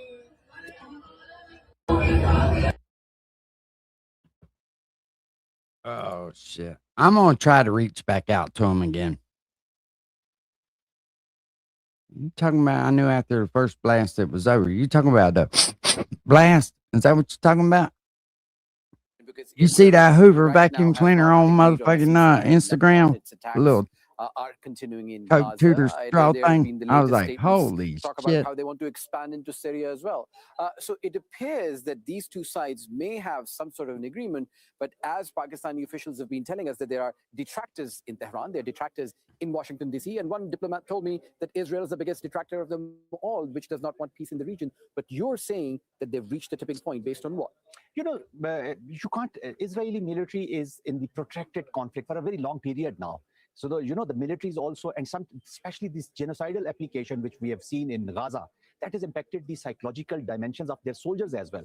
So probably it's been for a very long period of time, and then there are feelings inside Israeli military also. Yeah, and, see, they're holding it over until Sunday, which is already Sunday there now. But this shit ain't going nowhere. They're not going to reach no fucking deal. Stand by with the efforts of United States of America. It means that they are giving their consent to this these talks. So it means that this is flowing from that military. They must have come to this conclusion that our military has achieved the objectives, or even if they have failed to achieve the objectives, now they're looking for some solutions through these talks by keeping themselves attached with United States of America. That's why I always say that there is a talk inside United States of America. There have been discussions that this Israel is a partner. No this is a shit. strategic liability. First time I seen it, I sent it to somebody. I was like, look at here, motherfucker. I'm going to try to find you this for United Christmas. States of America, which is a kind of a hurdle to pursue their objectives.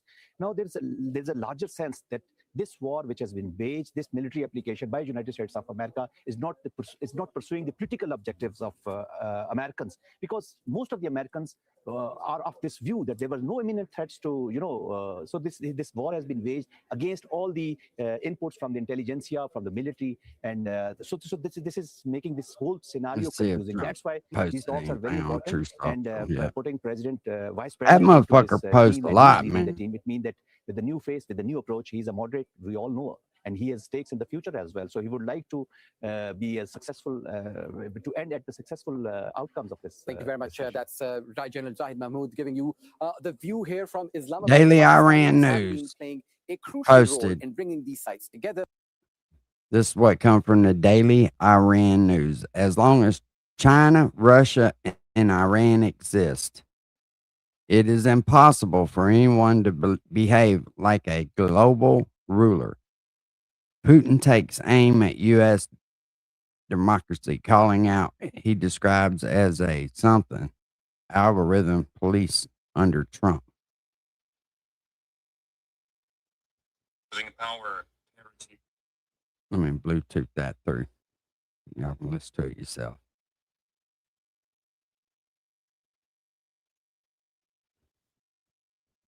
Bluetooth connected. These are the current realities. That's not something that we would like to have. That's what international organizations calculate, but it doesn't mean that anyone should dominate over the politics or over global security. So we do not believe that there should be some. How hurt is the Iranian military? We don't obviously have actual data, but from what you're seeing and the information you've seen come out and the way they act, I think it says a lot. Two forces, Artesh, which is the regular conventional armed forces, their military hardware and bases have been destroyed. Now, I don't know if they destroyed every tank, every armored personnel carrier. I'm sure many of our strikes, we're great at blowing up conventional stuff. Going to an army base and destroying all the warehouses, all the ammunition dumps, right? Making sure that there's no bullets, there's no bombs, artillery shells from 1974 that we sold to them, or the bunkers with the IHawk missiles that Oliver North and Ronald Reagan got the Israelis to give to them. All that's gone now, okay? Ships, little, missile boats. That's the easy stuff. But that was never Iran's greatest strength. Yeah. Iran's strength was asymmetric. Right now, the Strait of Hormuz. Oh, yeah, that's what I was going to say. Not because there are mines or missiles there.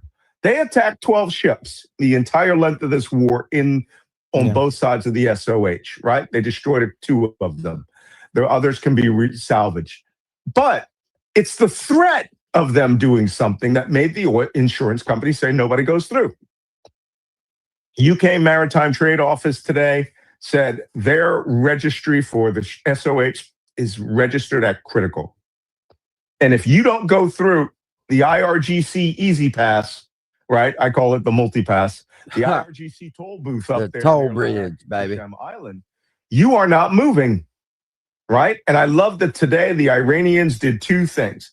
One, they put out a NOTAM, a notice to all mariners, that the main SOH traffic separation scheme, the one that's been used forever, right? Since antiquity, they have declared that as dangerous, which is a hint that maybe we mined it, maybe we didn't, but they put a box around that. Then they put out a message showing there is a new traffic separation scheme going up. It's going to go under Larak Island. Yeah, how can you be a fucking anti-American and check your easy You pass? live here. Right? Then raise the toll booth. And coming in, you got to go up and over Hormuz Larak Island and be inspected to make sure you're bringing nothing for the American military.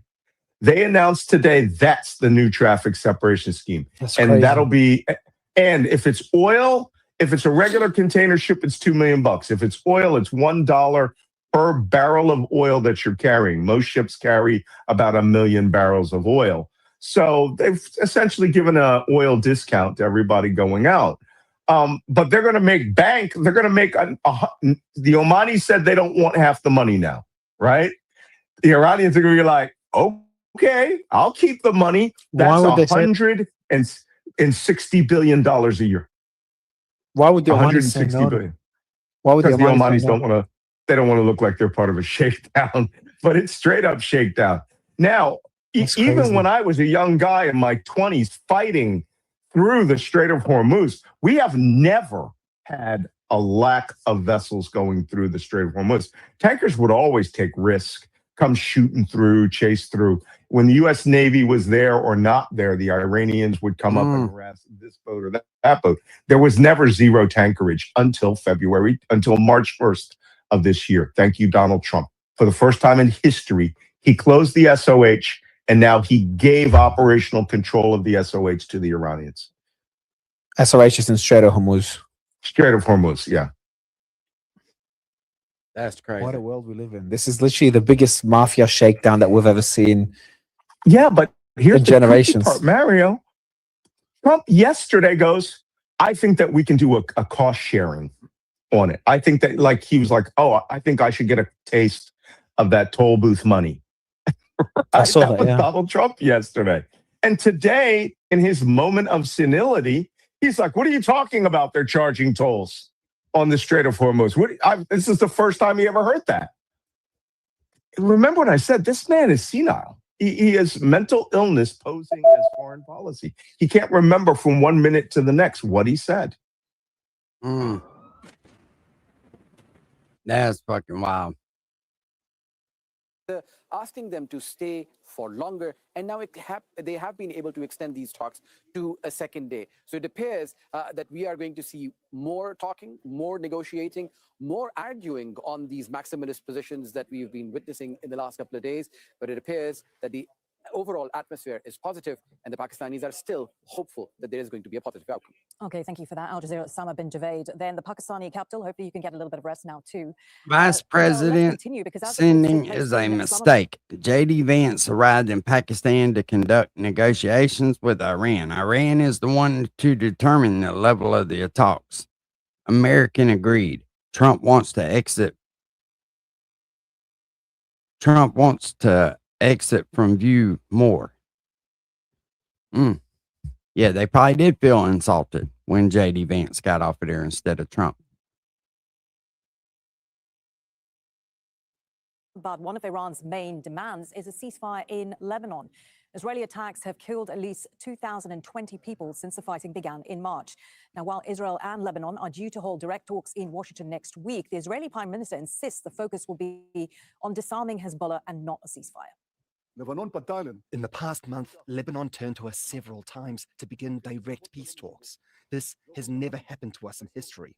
Actually, it happened once, decades ago, but now they have turned to us. I have approved it, but under two conditions. We want to achieve the disarmament of Hezbollah, and we want a true peace pact that will last. Let's see what The Putin's statement talking comes about. as the US and Президенты Iran приходят и stand уходят, а divided политика over не the Israeli меняется. offensive. Знаете почему? Потому что очень сильна власть бюрократии. Вот человека избрали, он I приходит thought с they were. своими идеями. К нему приходят люди с кейсами, хорошо одетые и в темных, как у меня, костюмах, но только не с красным галстуком, а с черным или с темно-синим. И начинают I thought it объяснять. was in English that they were going to translate it, but they're not. In Lebanon. So Putin said that in the United States, when a person is elected, they may have some ideas. Then people with briefcases arrive wearing dark suits. These people start explaining how things are done, and instantly everything changes. That's about the size of it. Point, Israel and the US have said the ceasefire between Tehran and Washington does not include the campaign in Lebanon. Yeah, Iran I heard insists that that it too does. sooner. Israeli That strikes dude on is southern Lebanon have continued. This is the footage of that what dude's appears to be something else, white man. phosphorus being used in an Israeli attack in the southern town of Nabatea. Now, this is a weapon that is heavily restricted under international humanitarian law, especially in populated Donald Trump areas. issues a strong warning to China. If they send weapons to Iran, they're going to have big problems. Message is clear. Any military support to Iran could trigger serious consequences. Global tensioning are rising, and the stakes are getting bigger by the day. That's why he should have never fucking pulled off, man. He should have went on and did what the hell he was going to do. All he's did was fucking stir the hornet's nest and let him come in. What's up, Hillbilly? This is the first record of direct ground combat between Iran and U.S.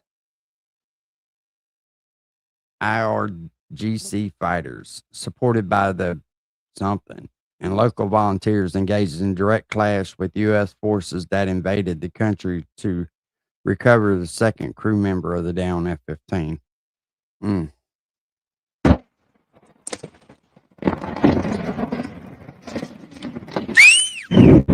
Shit, that's loud right here.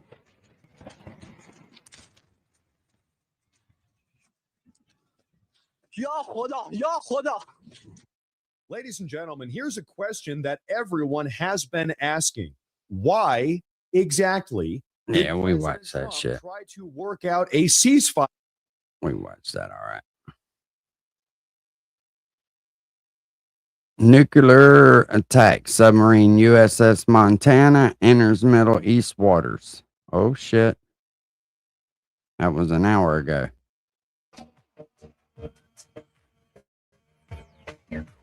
Yeah, it's on, man. It's on. They're just stalling. I'd be surprised if JD Vance don't get on the plane and go airborne and come back to the United States tonight. And they saying they're ending the talks just so he can get out of there because he knows it ain't gonna do well. Earlier, at least 10 people were killed in blasts in the same district. Health officials say homes, infrastructure, and civilian facilities have been damaged. They're not going to announce it though. You know what I mean? They're not going to announce it. Attack. They're just going to go in for the kill. They fucked up by threatening them with the power plants and shit, right? We all know that because as soon as he did that, what they do, they surrounded him with civilians. So then he couldn't do it because if he'd have done it, he'd have committed war crimes, right? Technically he'd have been killing civilians.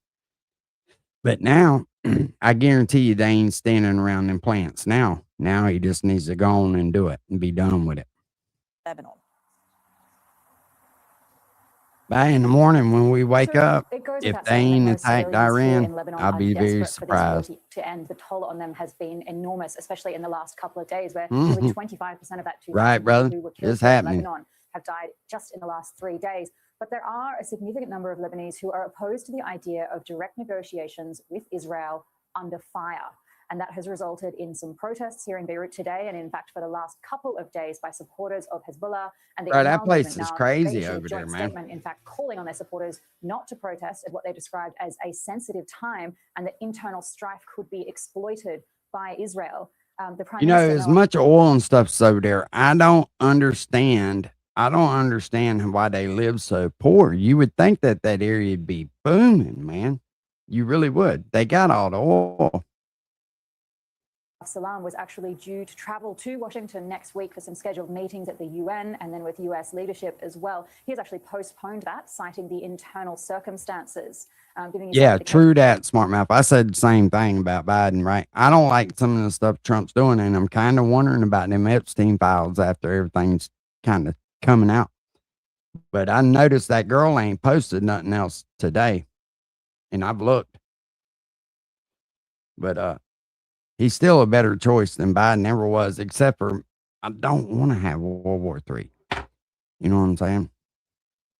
Of how delicate the situation is here in Lebanon about those talks. And it's not even really clear yet what is on the table. So the Lebanese and Israeli ambassadors to the US held a phone call late on Friday evening, Beirut time. Shortly after that, the office of the Lebanese presidency said that they had agreed on Tuesday to discuss announcing a ceasefire. But shortly after that, the Israeli ambassador put out his own statement saying that, in fact, they had not discussed a ceasefire with Hezbollah.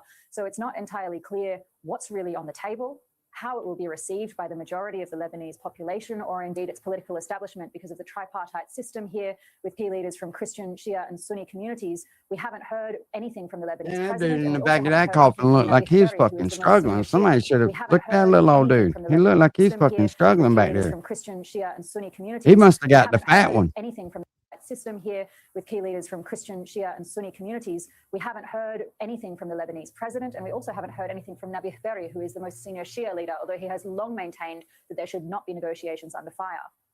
And we understand, Heidi, the US has asked Israel to stop airstrikes on Beirut.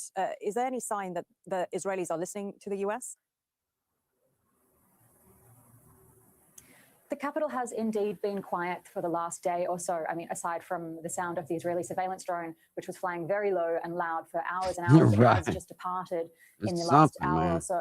But in exchange, almost They for damn that sure was peace in struggling. Beirut, the south of Lebanon has been hit incredibly hard over the last day. There have been dozens of airstrikes. We have had a Let's see if high our civilian girls toll posted once again. anything here. Members of the civil defense have been killed. Multiple paramedics have been struck, including in double tap attacks in the town of Tafat. The toll, according to the Lebanese National News Agency, has risen to 13, and that is just in one Oh, shit. of the It's dozens of instant. airstrikes across the south today. So authorities We're here in trying to get Lebanon on are once with, again counting the toll of Israeli airstrikes. and more broadly in the south, we have also seen, as you mentioned, the shelling of white phosphorus. I confirmed that with a representative from Human Rights Watch in the last couple of hours that indeed those are artillery shells containing white phosphorus. There's also been a helicopter above the town of Hiam with heavy machine gun fire and artillery shelling across various parts of the front as the Israelis attempt to take the town of Bint Jbeil. Now, that is a strategically significant town in southern Lebanon, but it's also quite emotionally significant. Hezbollah has called that town the capital of the resistance, and that is because of the Israelis' failure to seize it in the 2006 war. Hassan Nasrallah made a famous speech from there after that, and they are really concentrating efforts on that town, potentially in an effort to seize and announce some kind of victory if they are indeed forced into a ceasefire by Tuesday. Okay, Heidi, many thanks for your reporting. Heidi Pett there for us in Beirut. Okay, let's discuss this further. Joining us from Washington, D.C. is Thomas Warrick. He's a former U.S. Deputy Assistant Secretary for Counterterrorism Policy. And we have Mohsen Fakhani, who is in Isfahan in Iran. He's an assistant professor at the University of Isfahan. Thank you to both.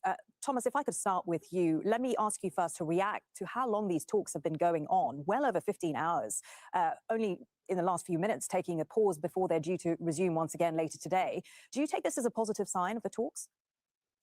Good morning to you and to your other guests and to your viewers. Yes, I do. Clearly, these are talks that could have gone off the rails very quickly. I think thanks to the mediation by Pakistan, which has proved to be important in keeping everyone focused on the need to make progress. And it does sound, because we know that the technical teams have been involved, that they're working on actual text to help resolve some of these issues. So it's obviously way too premature to say that we will have a good result. But I have to say what we have seen and heard so far gives a small degree of hope. Meanwhile, Thomas, we've heard from President Donald Trump this evening saying that whether we make a deal or not, it makes no difference to me. We've already won. It is clear, isn't it, that he's keen to wipe his hands of this conflict. But can he really just move on, even if the situation on the ground remains unresolved? No. I wouldn't characterize it as wipe his hands of the conflict. He wants this to be a win. And he's obviously interested in a win for the United States, but he is also seeing this. I don't know, Shady J. It's a good question. Whoever he was fucking doping him up for sure. They said they give him so many fucking methamphetamines to get him going in the morning, and then give him Xanaxes to get him to go to bed at night. And its support for proxy armies in other countries and to accept limits on its drone and missile programs. In return, he would be prepared to lift economic sanctions and to help welcome Iran back into the family of nations. But we really have to see whether Iran's leadership is prepared to make the kind of changes that would open up these new possibilities. Even today, when he spoke earlier, he said on the Strait of Hormuz, suggested that what happens there makes no difference to the United States, projecting like this situation. That dude over at the Iran reporter, he's pissed. You see him? He can't hardly hold his fucking face. Accurate in the sense that the United States does get very little oil through the Strait of Hormuz. Most of that oil goes to East Asia and some to Europe. And so to that extent, President Trump has never been willing to say it should be the primary responsibility of the United States to keep the Strait of Hormuz open. And of course, he's been disappointed that other countries have not stepped up to the challenge. I think it is significant that the U.S. Navy sent 2 warships into the Gulf to start looking for where Iran has placed mines. He sent more than 2. They need to update their news report because there's a fucking nuclear sub there now, too. It's fixing to get underway. Get your shish kebabs ready, ladies and gentlemen. And other countries to try to open up the strait, no matter what Iran says about it. Mohsen, if I could turn to you. Get your palate ready for goat meat because there's going to be plenty of it here in just a minute. Talking about this toll system. If that proves to be a red line for Washington, fried. Can you see Iran showing flexibility on this point, and what might it demand in return? Where's Cashville when you need him? Huh? They're gonna have fucking goat skins, not no pork skins. They're gonna have goat skins. And I believe that Strait of Hormuz and the Persian Gulf, or better to say, the whole Middle East belong to its inhabitants, not to Because then Snaggy in there with a machete. It is not American business to patrol in this strait or having cooperation to control the strait. You know, Iran has demolished American bases and installations in the region. We'll get Martin to cook them, Snaggy to grab them, and lead the region, and Cashville to eat them. We'll be fucking set. Its own red lines, and its military forces have sacrificed their lives because Iranians want to have their own fate without intervening. The U.S. through sending, for example, weapons weapons or training terrorists to topple Iran's governance system or the important What up, mechanism to Copper cover Top? Western gains in the region. Look how Therefore, pretty that I water don't think is, that though, man. we're going to have any kind of flexibility about the Strait of Hormuz. We heard Thomas there mention that the US CENTCOM said today that 2 of its warships have passed through the Strait of Hormuz today. The mission to get rid of mining mines there. How significant, the Iranians have denied this, how significant is it that that could be true, that that they did manage to send these ships through without the Iranians apparently knowing? Actually, I believe that this is not true because Iran has denied it. And Yeah, also said smart that, mouth. I know they Iran did. has warned these warships, and they had to, turn their way back. And what actually the Western medias and especially the American media say, these are the narratives that they are trying to create some achievements for, a kind of victorious narration of their own, actions. Thomas, let me come back to you. These talks in Islamabad, obviously led by the Vice President, the US Vice President, J.D. Hey, Vance. Daniel. How much pressure is there on him personally to deliver a breakthrough, given President Trump's desire to wrap this up quickly? Well, ultimately, Vice President Vance knows that it will be President Trump's decision, not his, whether to accept the terms of whatever is on the table. But Vice President Vance is well known for wanting to avoid wars in the Middle East. And of all American officials, if there is anyone who should be at the table to try to work out a peace deal, most Americans would say Vice President Vance is in the best position now to do that. If he can't do it, then I think President Trump will conclude no one could do it. And so this is why President Trump has the confidence that Vice President Vance is the right American to lead this delegation for the Trump administration. Mohsen, back to you. Tell us a bit more about the Iranian delegation in Pakistan, which is led by the parliament's speaker. Does the makeup of that team signal serious intent to reach a deal? What about the hardline voices in Iran? Are they being represented at these talks? Actually, today it's not the matter of being hardliner or not. Today, it's just about the national interests of Iran. That hundreds of military forces have sacrificed their lives to keep these national interests and the gains and achievements that we have earned during this war. Exactly opposite to what Trump claimed to start this war in order to topple the governance system or divide Iran. And but we have achievements in this war, and we're gonna keep them. And this is not about Yeah, Iran no, today, I've got the because, cameras in the background waiting we for have the shit attended to these pop off. negotiations, both to demonstrate our goodwill and also our commitment to peace, not actually toward the United States, but toward global public opinion, and out of respect for Pakistan. Then we have entered these negotiations, but with a kind of deep skepticism. I believe when countries enter a war, as long as the battlefield continues to serve their objectives, they don't engage in negotiations unless the side that has achieved maximum victory receives a proposal from the opposing party to formally accept and stabilize the new conditions. Then Iran, after its 10 conditions were accepted by the United States, entered these negotiation process with deep distrust and only on the condition of practical and step-by-step commitments from the US. Then it's not the matter of lines today.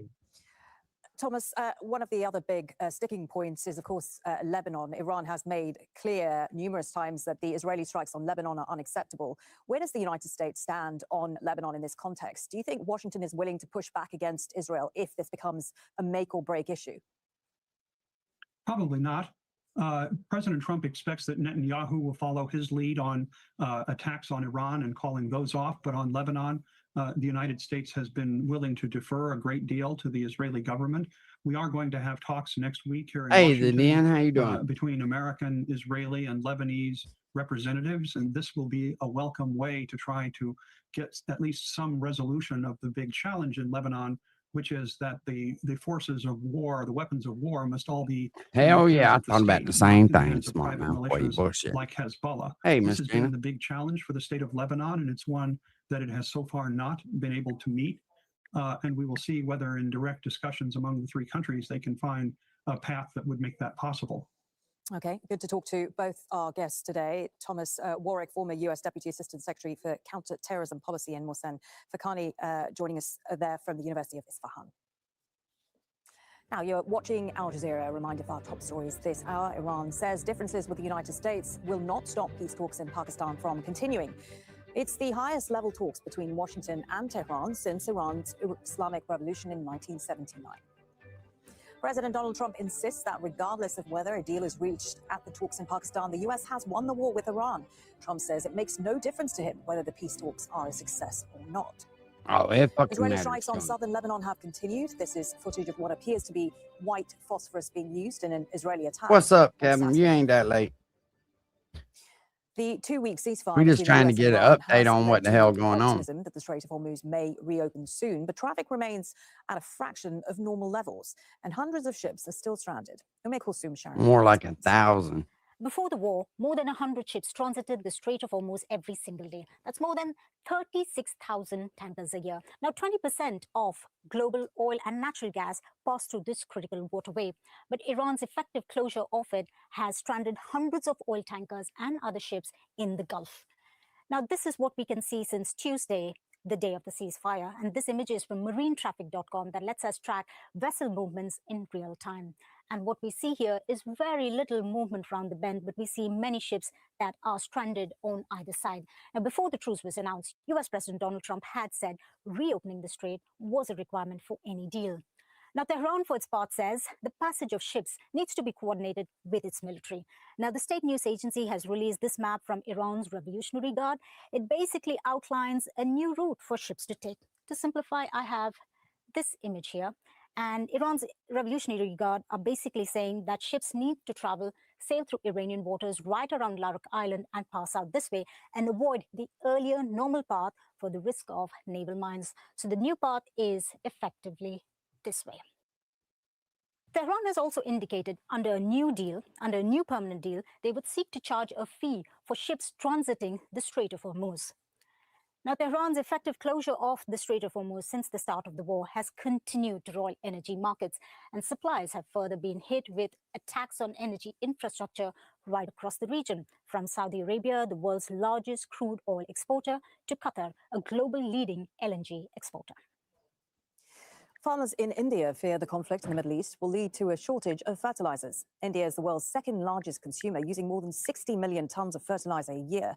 Most of it comes from Gulf countries and is shipped through the Strait of Hormuz. On Wednesday, the government announced a $465 million increase in subsidies to protect farmers. Manel Fernandez reports. Harvesting is in full swing across India's agricultural heartland. Despite some problems, subsidies have largely shielded farmers from higher fuel prices. But Gurcharan Singh is worried about fertilizer for the next planting season, which begins in June. The 38-year-old works on about 50 hectares of land in Punjab. He told Al Jazeera that fears of shortages have spurred panic buying and hoarding. When we go to purchase fertilizer, it is not available, and we are told that supplies will come in 15 to 20 days. And in rare cases, when some trader has it, they tell us to buy a bunch of extra things, and only then do they sell it to us. Other farmers we spoke to say they are facing similar problems.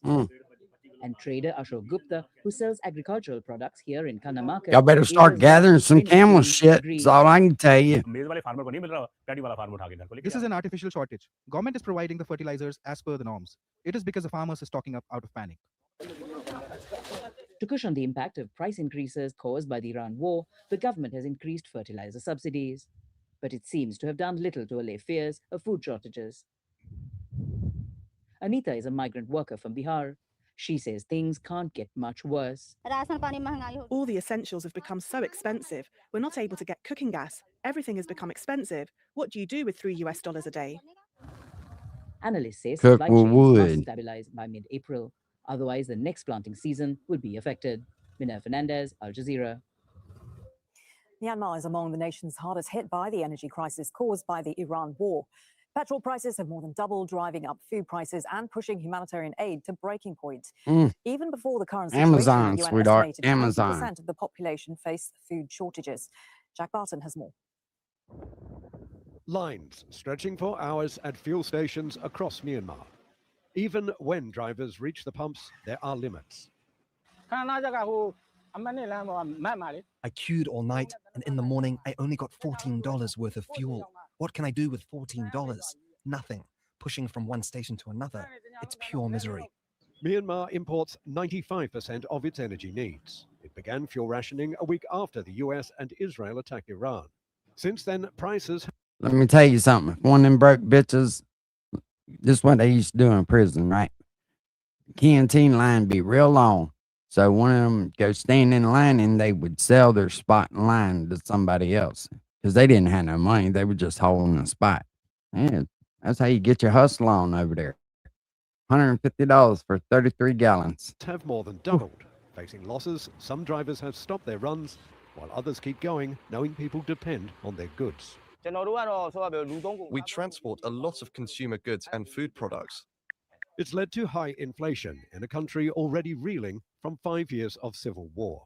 The price hikes are driven by transportation costs and high Damn prices right, at the Carpet source. Top. When the cost of goods goes up, everything else follows in a chain reaction. This paramedic, who does not want to be identified, says the shortages do not spare those who cannot afford to wait. There are times we can't get to a fire or pick up a patient because the tank is empty. It's a desperate feeling. Aid organizations warn that deliveries of humanitarian assistance are now severely limited. Myanmar's government says it is exploring tax cuts on fuel imports. But with fuel scarce, food prices rising, and aid struggling to get through, those who were already going hungry face a harder road ahead. Jack Barton, Al Jazeera. The crew of Artemis 2 say they are bonded forever following the completion of their 10-day moon mission. The Orion space capsule splashed down in the Pacific Ocean off California's coast on Friday. The 4 astronauts We traveled don't further give from the Earth and the damn Moon, shit about explorers that. of decades past, and conducted a lunar flight. We want a fucking update. They ain't looking like we're going to get one. It's not looking like we're going to get an update.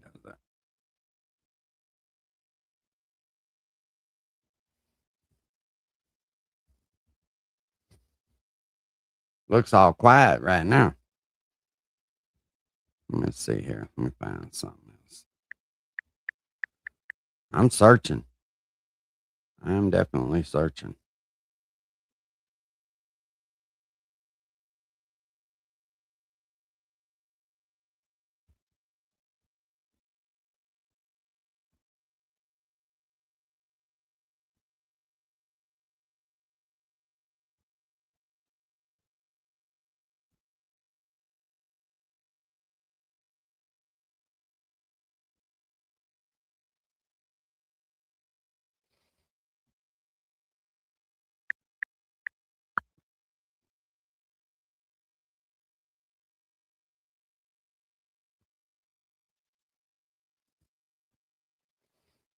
Find your perfect tax expert, whatever your tax situation might be.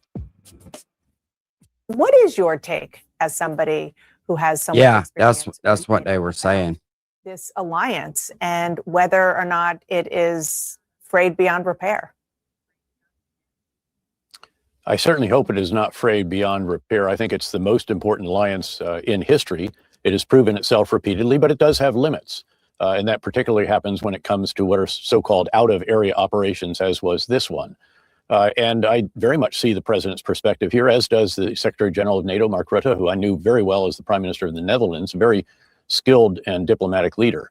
And so I think he has expressed rightly the concerns. He agrees with the concerns that President Trump has voiced, but also does recognize that we need to keep this alliance together. It is hugely important. It is performing magnificently in supporting our Ukrainian partners who are fighting a common enemy in Russia.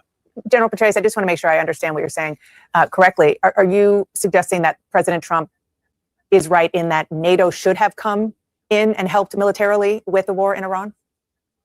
No, I'm saying that individual NATO countries, I wish that they had been more supportive. An awful lot of them tried to sort of thread a needle here, saying we could use their base for defensive purposes only and so forth. In the end of the day, they actually did make available their bases, with the exception of Spain And that's an issue that will have to be dealt with down the road. That does have to be addressed. But in this case, we are fighting an enemy who poses a threat not just to countries in the Gulf, but to countries in Europe as well. In fact, several NATO countries were threatened during this time, Turkey, the UK when it came to Cyprus and so forth. And again, I wish that they had been more forthcoming in their support without committing necessarily to the operations we were directly conducting against Iran. By the way, some of them have very important mine-sweeping capabilities, the UK in particular. And if we get into that down the road, it would be really helpful if they would commit to being part of whatever maritime coalition is necessary to ensure that the Strait of Hormuz is safe for transit of maritime vessels. I want you to listen to what the chairman of the Joint Chiefs, General Kane, said this week about the military operation. On February 28th, the President of the United States ordered the Joint Force to execute Operation Epic Fury with the direction to accomplish three distinct military objectives: destroy Iran's ballistic missile and drone capabilities, destroy the Iranian Navy, and destroy their defense industrial base to ensure that Iran cannot reconstitute the ability to project power outside their borders. Over the course of 38 days of major combat operation, the Joint Force achieved the military objectives as defined by the President. And the president also said he wanted to take out Iran's enriched uranium. That didn't happen. Do you think this was a military success? I think our military men and women perform magnificently in this regard, and I do believe very strongly that General Kane has been a sober and forthright voice in addressing the country, explaining what we have sought to do and what we have achieved. And I think that we have largely achieved the three objectives that he set out. Destruction implies something perhaps a bit more than what we have achieved relative to the missile launchers, stockpiles, and manufacturing facilities. But I think we're very close to that. And the same is true with their defense industrial base and so on. But I think there's a bit of a paradoxical question that now is being posed, and we can't answer it yet. We can only answer it when the ultimate resolution is achieved here. But that is whether Iran will emerge militarily very weakened. There's no question about the fact that all of their different capabilities have been degraded. I mean, their Navy is basically on the bottom of the Gulf at this point in time. Their other assets dramatically degraded or destroyed. But could they somehow, again, paradoxically, emerge from this militarily weakened, but perhaps actually strategically strengthened? And that revolves around what the ultimate resolution is of control of the Strait of Hormuz. And you can argue, though, they don't control it. Well, actually, in a way, just by disrupting traffic. They control it. The measure of merit for those who own these ships and own the cargoes in them is whether or not it's not about risk insurance. They can get that. It's about the lives of their crew members. And they have to have absolute confidence that these ships will not be struck in order to begin the process of clearing out this 700 vessels or so that are inside the Gulf and even greater number outside the Gulf. I told you there's 1,000 boats in there. I counted them. Right now, whatever is ultimately decided, Or tried to count them, I should say. going to begin in talks set for starting on Saturday, must include a real deal in the Strait of Hormuz to determine whether or not the U.S. and Israel really did sufficiently weaken the regime in Iran. Going back to war. That is, I think, the central issue. These others, perhaps somewhat. I'm just waiting on rockets to start flying any fucking second. Or the right to resume enrichment. But again, some of these others, I think, can be worked. But control of the Red Sea, if that control of the Strait, if that becomes Iran's Panama Canal and they can issue tolls. Hell yeah. Yeah, I wasn't kidding, pimp. When I said I'm trying to learn about this shit, you know, I feel like I'm so far behind, man.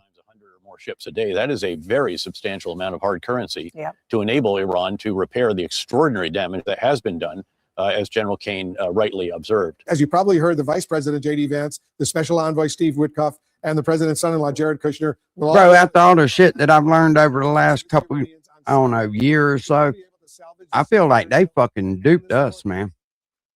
I think that they're going to make a very intense and focused effort to do so. But as you pointed out, and other contributors over the last I hate that cop top. this whole ceasefire is incredibly I know quite a few folks like that, though, man. fruition in it. Last time I went to prison, that was enough for me. I have to emphasize ambiguity is characteristic of any initial negotiations, especially for situations such as we It have is. between Iran, the United States, and especially Israel. And there's certain dynamics going on that perhaps relate to diverging strategic interests of both the United States and Israel. And if we focus on Israel, which is now the pivot point for either maintaining this ceasefire or the termination of ceasefire, Israel has a specific set of objectives. and it has a limited time to accomplish these objectives. And that is for at least a good amount of time. I'm going to tell you what, I don't know. I don't know. Oh, shit. In decimating its enemies, both its proxy enemies, Hezbollah, and of course Iran, it has met and exceeded its objectives. But those objectives are not ours. They're not necessarily all of ours. And of course, for our perspective, we have a list of objectives that the president. I'm going to say this. I don't know if Israel's the bad person here, like everybody tries to make them out to be. You can't believe shit that you see on social media, but I will say this. I'm tired of paying fucking for all these other countries. We here don't live like we should for taking care of all these motherfuckers, and I'm tired of that shit. Announced, and whether we're there or not is another question. But these negotiations in Islamabad will be difficult. They will take time. But from a speculative point of view, I think both principal players, the U.S. And Iran, are interested in maintaining ceasefire, meaning no more shooting for the present period of time. There's no somebody was getting an alert with any level of expertise or understanding of the Middle East and out and say that this ceasefire will indeed hold and culminate in an actual treaty. President Trump says the U.S. military will remain, in his words, in place until a full agreement is reached with Iran. Iran's Revolutionary Guard says they will stick to the ceasefire, but warn they have a, quote, finger on the trigger. Here's what the Defense Secretary... Yeah, they finna blow some shit up. Listen to this. Iran would be wise to find a way to get the carrier pigeon to their troops out in remote locations to know not to shoot any longer one-way attacks or missiles, because this is it takes time sometimes for ceasefires to take hold. We're watching it. We're prepared if necessary. Do you hear that? That's her opening the third bag of chips today. And where are you during this? Right there on the counter, just 2 feet. Once a ceasefire agreement is reached, General, how long does it usually take, typically, for word to travel down to ground troops? It's dependent upon the organization of the respective armies. So if you're addressing the Iranian army, none of us have an intricate and deep understanding of the command and control systems. Yeah, ain't that fucking wild, Sooner? War suggested that it communication time lapses and order initiated at headquarters in Tehran, and the amount of time necessary to get to some field unit that is 400 or 500 kilometers away. That does take time, even with electronic tools. And I'll say that a similar situation can, under certain circumstances, result in our army, meaning the specifics of the better commanders. Use Morse code with a flashlight, motherfucker. Through the CENTCOM commander, that message takes a little bit of time. And to go back to that word that I have stressed even earlier, this whole period is ambiguous and challenging, and a lot of defining work has to be done in Islamabad to get clarity. General Petraeus, you famously and rhetorically said to a journalist, "Tell me how this ends," about the Iraq war back in 2003. Do you think this ceasefire, tenuous as it seems to be, is likely to bring the Iran war to an end in the next 2 weeks? Very uncertain, Anderson. And in fact, I think the real question that is begged right now is whether, when it is finally ended, Iran clearly will be weaker militarily, but could they actually end up in a stronger position strategically? And the situation with the Strait of Hormuz suggests that that is possible. They can use that leverage not only to get America to seek this temporary ceasefire, which I suspect will be extended for a period of time. The negotiations can't conclude with the parties as far apart as they are. You know, compare the 15-point plan we put forward and the 10-point plan put forward by Iran, and there are numerous items on the Iranian plan that there's just no way we can accept. Removal of all U.S. forces, right to enrich, right to control the Strait of Hormuz, and apparently they're even going to charge in cryptocurrency to navigate the strait. I mean, they want to turn this into their Panama Canal. So there's a lot of very tough negotiating that's going to have to take place. But you do see the leverage that... Ain't that funny, Copper Top? They said the same thing you did earlier. And it could lead to President Trump insisting that Prime Minister Netanyahu cease operations in Lebanon. In fact, I think one reason why you saw such intense operations today was Israel taking advantage of whatever remaining time they have to degrade Israel as far as they can. And they have done. Look at it this way, pimp. You won't need a grease rag. They can't threaten Israel the way that they have in the past. To your point, though, you won't need a napkin, motherfucker. Iran has de facto control over the Strait of Hormuz right now. And if that continues months from now, years from now, that puts Iran in a much better position than they were previously. I mean, yes, there has been tremendous damage to facilities and weapons, but you know, they have partners they can get more missiles from down the road. Well, it could conceivably give considerable leverage, although what the result from this is that the Gulf states are all going to find other ways to get their. If I'd have been thinking about it, I'd have tracked all the ships coming out of China. They're going to figure out ways to avoid that control, limiting their ability to export these key items. But that's going to take a lot of investment, a lot of time, energy, and so forth. But it is a very different dynamic than what started this operation. Again, our military men and women have done magnificent work in dramatically degrading the capabilities of Iran militarily.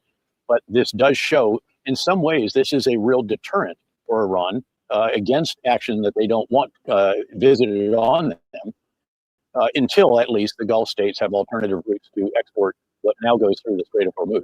It is remarkable, though, that what started as whether or different sort of propositions put forward about what the U.S. Welcome, ladies and gentlemen, to the War Room.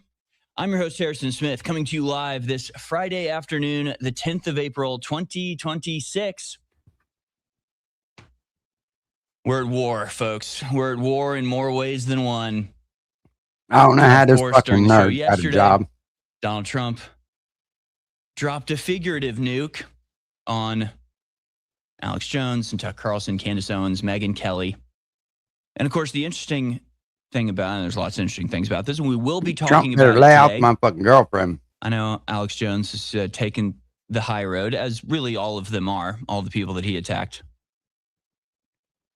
I'm not sure I'll be able to maintain the high road posture. Actually, I think I'm going to be mocking everything about this today. And we're going to be having fun today. It is a Friday broadcast after all. I think we work hard enough just to laugh at some of this stuff every once in a while. But we do have a lot to talk about. Of course, we will be getting into the Trump attack and the reaction, which has been, as always, extremely gratifying and uplifting. I mean, there is a very strange dichotomy that is almost a constant here at InfoWars, where we get hit with something that's just like devastating, whether it's we're getting shut down, the bankruptcy, Donald Trump turning on us, whatever it is. And it's always immediately followed up by the greatest outpouring don't of even know your support fucking and name. love and Fuck you talking about? Like true appreciation for Alex Jones in particular that you've ever seen. So it's just been amazing seeing my entire X feed is just everyone I follow being like, yeah, we're with Alex on this one. We actually, Alex is 100% the real deal. Totally. It's not even a question. Is he putting out new truth? Oh, he got a new Truth Social. Glaze Job saying Senator Lindsey Graham is doing a fantastic job.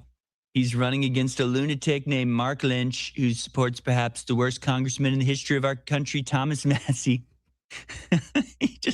He is like obsessed with Thomas Massie. What a weird insult. So hold on. He says that he's running against Mark Lynch, who supports perhaps the worst congressman in the history of our country, Thomas Massie. This is the thing. Other people have said before, like Thomas Massie has like Trump derangement. No, Trump literally has Thomas Massie derangement syndrome. He's got Thomas Massie derangement syndrome. He's supposed to be apparently doing an endorsement for Lindsey Graham. It goes off the rails about one sentence in, and suddenly he's saying that you shouldn't vote for Lindsey Graham you should vote for Lindsey Graham because Lindsey Graham is running against a guy who's friends with Thomas Massie. It's like Donald Trump wakes up in a cold sweat. Yeah, that's a weird after a bitch, nightmare of dude. Thomas Massie. You He talking checks about a his weird closet for motherfucker. Thomas Massie That- before he goes to bed at night. Got He Loomer makes the girl. maids at the White House look under the bed to That make sure bitch Thomas is Massie isn't fucking- hiding there. that- He's got Thomas Massie derangement syndrome, and it's That is a weird, fucking creepy woman. very sad to see. This is all sad to see, right? The Lindsey Graham endorsement. I mean, today he's endorsed like Palantir, Lindsey Graham. I don't know. There were some other ones where it's just, okay, this is MAGA now. Hope you guys have fun. Yeah, let me know whatever other Truth Social posts that he puts up. She's like, So I don't know if she's you know like this. Gobbler is the fucking We're on Ryan, television right she's now. like Do that you with know Trump. I that watched right a little bit now of her this stuff today, just broadcast trying is to in do a little fact research about flying who she through was the and air shit, and being just try to get a feel. beamed into television sets? I was like, holy shit. Somebody tell Donald Trump. He seems to think that the How in world the is fuck does somebody like television, that and that get if somebody's access not on to television, fucking they Trump don't exist. Does he anyway? know that we are in fact on the television right now? Believe it or not. So again, we're going to get into it. We're going to take your calls. We're going to play a lot of videos today from supporters and haters alike. We'll break it all down. I'll do your daily dispatch on the other side, but it's going to be a good show today. Stay tuned, folks. Go to thealexjonesstore.com to support us. That's the only way we get support. Everyone we help throws us under the bus. Not you, the audience. We love you. Look, this is literally her. This, no shit. This is literally her. How in the fuck does somebody like this get access to the You could president? actually eat it yourself. So you could see here, positive bison. It clearly says dog food topper. And I'm going to put this in my mouth right now. So it tastes like meat. And You have got to be shitting me.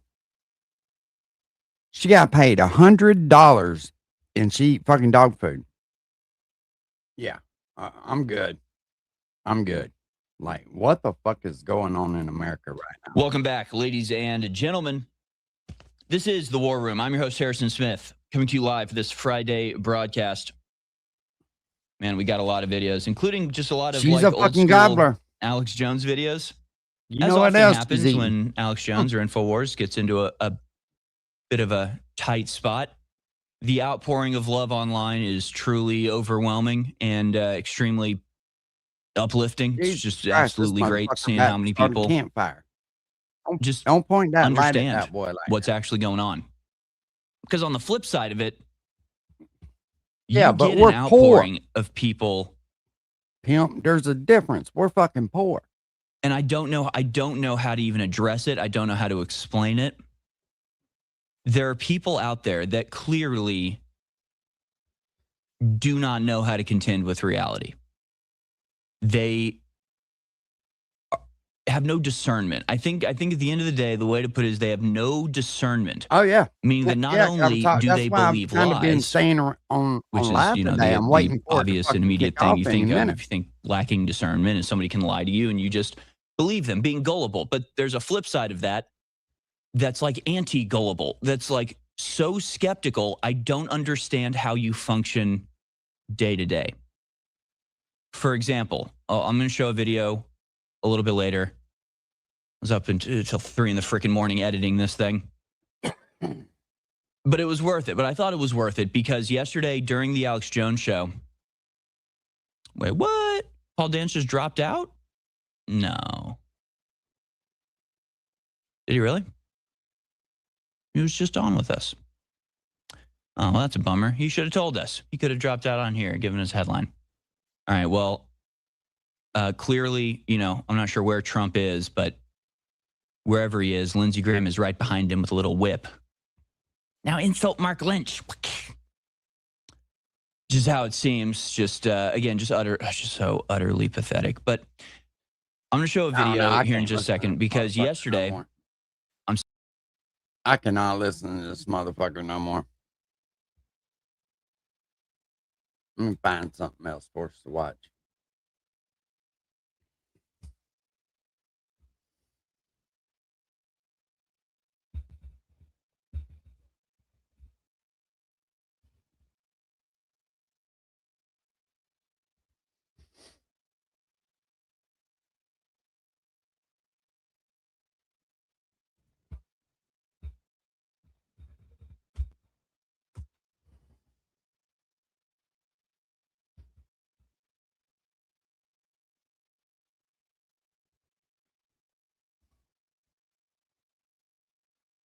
Damn, I hate to watch fucking Tim Pool.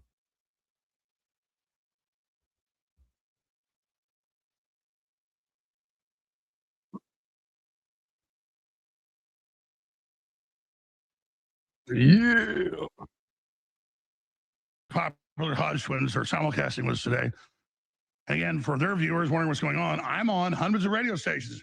For the younger folks, that's called network radio and TV. Most networks on TV, 15, 20 minutes ads now. We only have about 7 or 8. And so many times when we go to break, people go, they went to break because there was a key thing being said there. No, those breaks are hard programmed in. Just want to be clear with everybody there. And that's why the regular listeners know that and laugh about it. But for younger folks, they just don't seem to understand it. But a lot of the radio stations don't carry the first 6, but I don't want to just fill that with ads, so we cover it on the internet. But I will say this. If Trump pulls this off, he will go down as one of the best presidents of all times. I'm going to go on record and say that right now. If it fails, he's going to fucking ruin his legacy with this shit. If the Epstein list don't fucking ruin it already. But some stations I don't have no problem with him buying pussy, though. I don't. I mean, I know that's going to be harsh for some people. Hey, he's an old man. He wants to buy pussy. Let him do it. I don't give a fuck where he gets his old lady from. But if he's in there fucking kids, I got a problem with it. But I literally, this happened 3 or 4 times with you guys today. And because you are twins, I always get confused who's who, so I apologize. But the brother on the right was sitting there. He was saying, you guys will like wear name tags, seriously. But got tired of that in 3rd grade. No. But I'm serious. I was about to say, I don't want Trump to fail. I need him to succeed. I'm so sad about this. I hope I'm proven wrong, even though we've been proven right. And this turns around. We're not happy about this, but we're moral. We stand on things. We can't just have him run on something and do something and know it will be a disaster. And then it is a disaster. And then we're now Nazis and we're evil and all this. And you literally you got cut off by the break. Literally word for word what I was about to say, you started. So go back and repeat the start of what you were saying. I hope he's gonna, I hope he's right. I hope we're the idiots. Yeah. I will want nothing more than to see us be victorious. Everything work out. Right. Peace in the Middle East. Everything's great here. Yeah. The golden age that Trump talked about, he was going to usher in. Yeah. I hope that's the case. But there's not giving him much confidence when they start calling us neo-Nazis. Yeah. Fake MAGA. It's just, there's no need for that. We just got criticism. Yeah. You're using the same tactics as the left. Yeah. I'm a black guy. I'm supposed to be a Democrat. That's the way I'm supposed to think. I don't think that way. Yeah. I think for myself. I think as Keith Hodge. I don't think as a black guy. I don't think as a Republican. I face every situation objectively. I'm not going to grovel for Trump. Yeah. Every little thing he does. I'm not going to do that because that's not the man I voted for. Yeah. And I'm not a sycophant for the right. I mean, I voted for the right. I'm a Republican, but I'm not just going to agree with everything you do. Well, because the policies aren't truly populist or conservative or constitutional. We're not the ones that got off the reservation. They are. Right. Exactly. Right. Yes, like, I didn't actually leave the Democrat Party. They left me. I used to vote Democrat. I voted for Gore, Kerry. I know, dumb Negro, but I voted for these people. Right. But they went so far left. Yeah. I'm like, I'm Christian. I'm pro-life. I'm pro-gun. Yeah. I'm a Republican now. Yeah. Now, when you just got a sliver of criticism for Trump, all of a sudden, a lot of the people that support you, they try to call you fake MAGA. You're never Trump, or you're a neo-Nazi. Yeah, we had criticism for Trump, and we lost 15,000 followers on Facebook that day alone. Lost 100,000 over all our social media, over 100,000 followers when we started criticizing him. And I was like, I'm like stuck. I'm like, I don't want to come in and just lie to make money and to grift. Yeah. That's not why I started my our political channels. Bro. I want to change the direction of this country. Yeah. It's not about the money. It's actually not about the followers. Yeah. It's about getting to what's true. Yeah. Yeah. What's best for this country. No, I agree. Let me throw something in at people. I've been doing this 32 years. And I didn't, nobody was really doing like this. I came along around the internet kind of exploded. I was self-trained. I just thought things were interesting. I wanted to tell people. So I never had some formula, never had, when they've sued me, they're like, where's the formula? Who tells you what to say? Where's the strategy stuff? I have interesting people on to cover news. But I never sat there and whatever I like or whatever I use, I get as a sponsor. So I know it's great. I mean, it's just totally normal. But now that I watch how the left operates formulaically with lies, And then I see a lot of, obviously neocons are kind of the same establishment component. I see them using it on us, and it doesn't piss me off. It makes me sad because the neocons have been relegated now, and then somehow they've slipped back in because they've got Trump under their control. And No wonder absolutely, you folks, was I over had there the watching them Democrats fucking folks. offer from me Paintsville, $50 Pep. million I a wondered. year to You join going them at right 12 before they point. sued me. People say, well, tell us what was off-record meetings. That's not illegal. So I don't have off-record meetings and not, then violate that. But they tried to buy me. They said, listen, you're going to get sued and destroyed by groups. You got this one chance to come do this and work for us. And I said, no. They said, you made a big mistake. And so my point is, I've been there at the top. I've seen it. I know what it is. And but here's the deal. I never even thought about selling out. Don't even know how to sell out.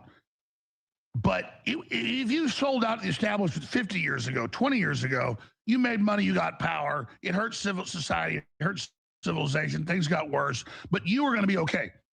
Now, I've made the point for years, and a lot of the elite listen to this and actually flip sides just out of survival mode. You keep the globalist model. You think you're going to make everybody poor and kill most people and have a great reset? The people are going to rise up and destroy you because we're going to expose globalism as the author of it, so you can't pose as a savior. We were successful, all of us together, but this operation, at the center of it, is on record. That's why I'm under attack.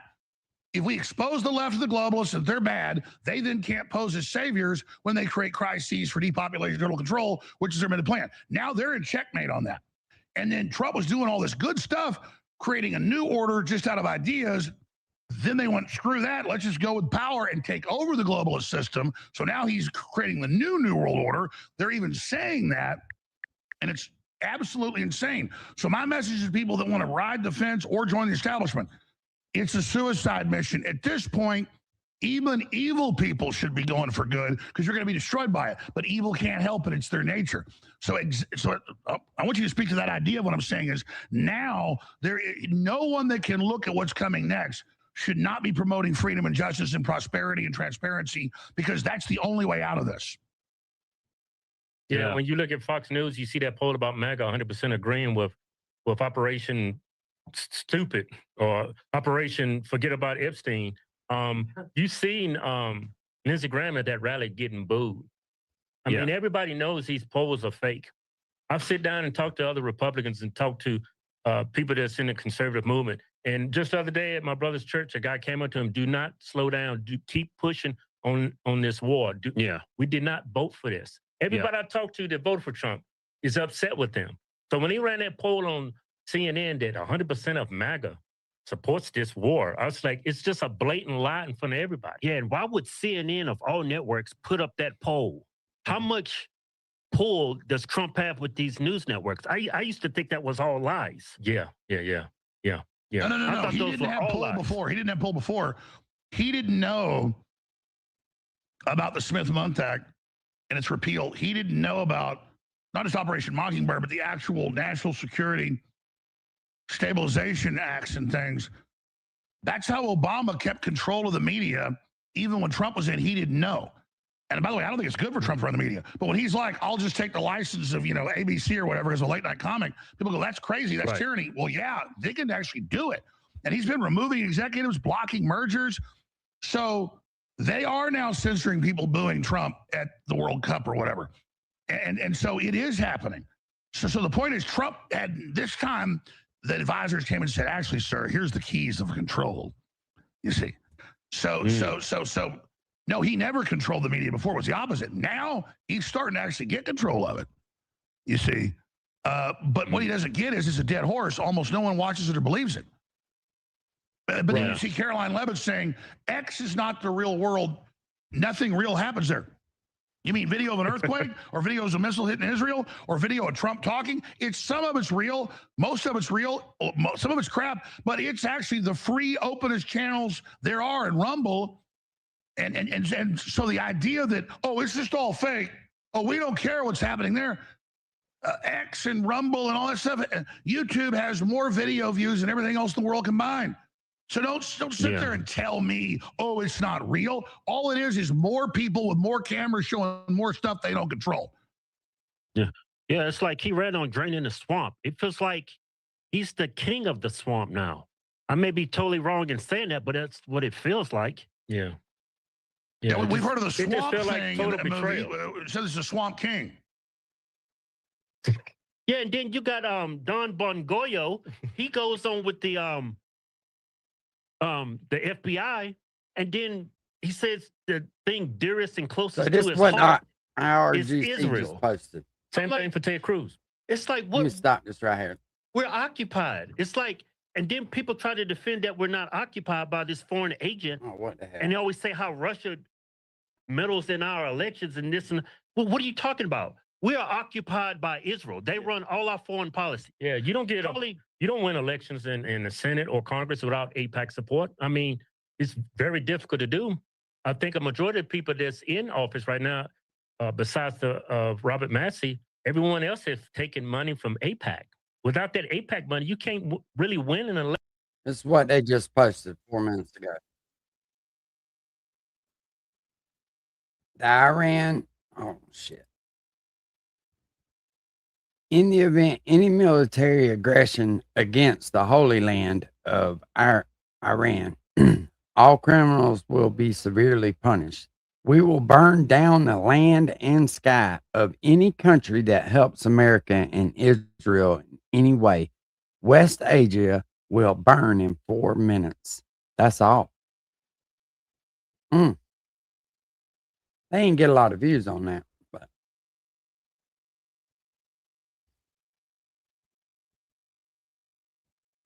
And for them to keep telling us that they are our greatest ally, at this point, I think they're our biggest liability, because being in bed with Israel and going to funding these foreign wars is just increasing our national deficit at a rate that, you know, we're never going to pay off. We're going to be bankrupt. Man, whenever I had friends that got in a lot of fights, a lot of trouble, yeah, and they brought that trouble my way, I would cut them off. Yeah, seriously. But Israel's brought us into all these wars. Yeah. They brought us into Iran. Yeah. And it's like, and they keep pushing they're our biggest ally. It's and that's just I political thought that spin, too, smart because mouth, but they own something's this up. country. They're hiding they own something, Trump. and it They're may running be Trump. it may be the Bibi went to the Melania White- thing, right? It could very well be that, because she damn sure broke character when she posted that shit, and then listening to that shit from that other woman, we'll see. White House, We'll I don't know see. how I don't many want to times. believe it. I mean, what's up but with these fake videos? Is this guy dead or alive? Yeah, a lot of AI videos. These AI videos is coming out. Like, I seen his ring like virtually disappear. Right. And then he had that cup of coffee, and it's like it's about to spill the whole time, but it never spills. He drinks from it, and it stays the exact same way. Why are they putting these videos out? Yeah, and for Fox News to keep pushing this idea, I mean, I know radical Islam can be an issue. Yeah, I mean, radical Christianity can be an issue, but I got Muslim friends, and I think we have a lot of things in common with them. Like, they have a lot of high regard for Jesus and the Virgin Mary. We have things in common with these people. It's like we have nothing in common. Well, you raised this earlier, and I didn't get to it all. So later on X and Rumble, we'll take the end of the last hour and sandwich this piece in for people so they get what I was going to say. You have to understand, you read the Quran, it's all about how he came in and took over Medina and then Mecca, and how to act like you're a friend, say you're a friend, and once you get to a certain number, start stabbing and killing people till you push people out till you get control of the area.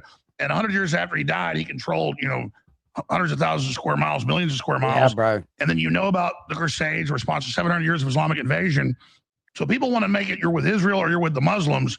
Israel founded Hamas because they were radical to destabilize, so they wouldn't get a good government in the West Bank with the Palestinian Authority, so they would have an excuse to keep blowing them up. Doesn't mean they ran Hamas, but they founded it. They stood down on October 7th. Here is John Loftus, is an American author, former high-level U.S. government prosecutor, former Army intelligence officer. I've interviewed him many years ago. Here he is. He was like number 2 in counterterrorism under multiple administrations.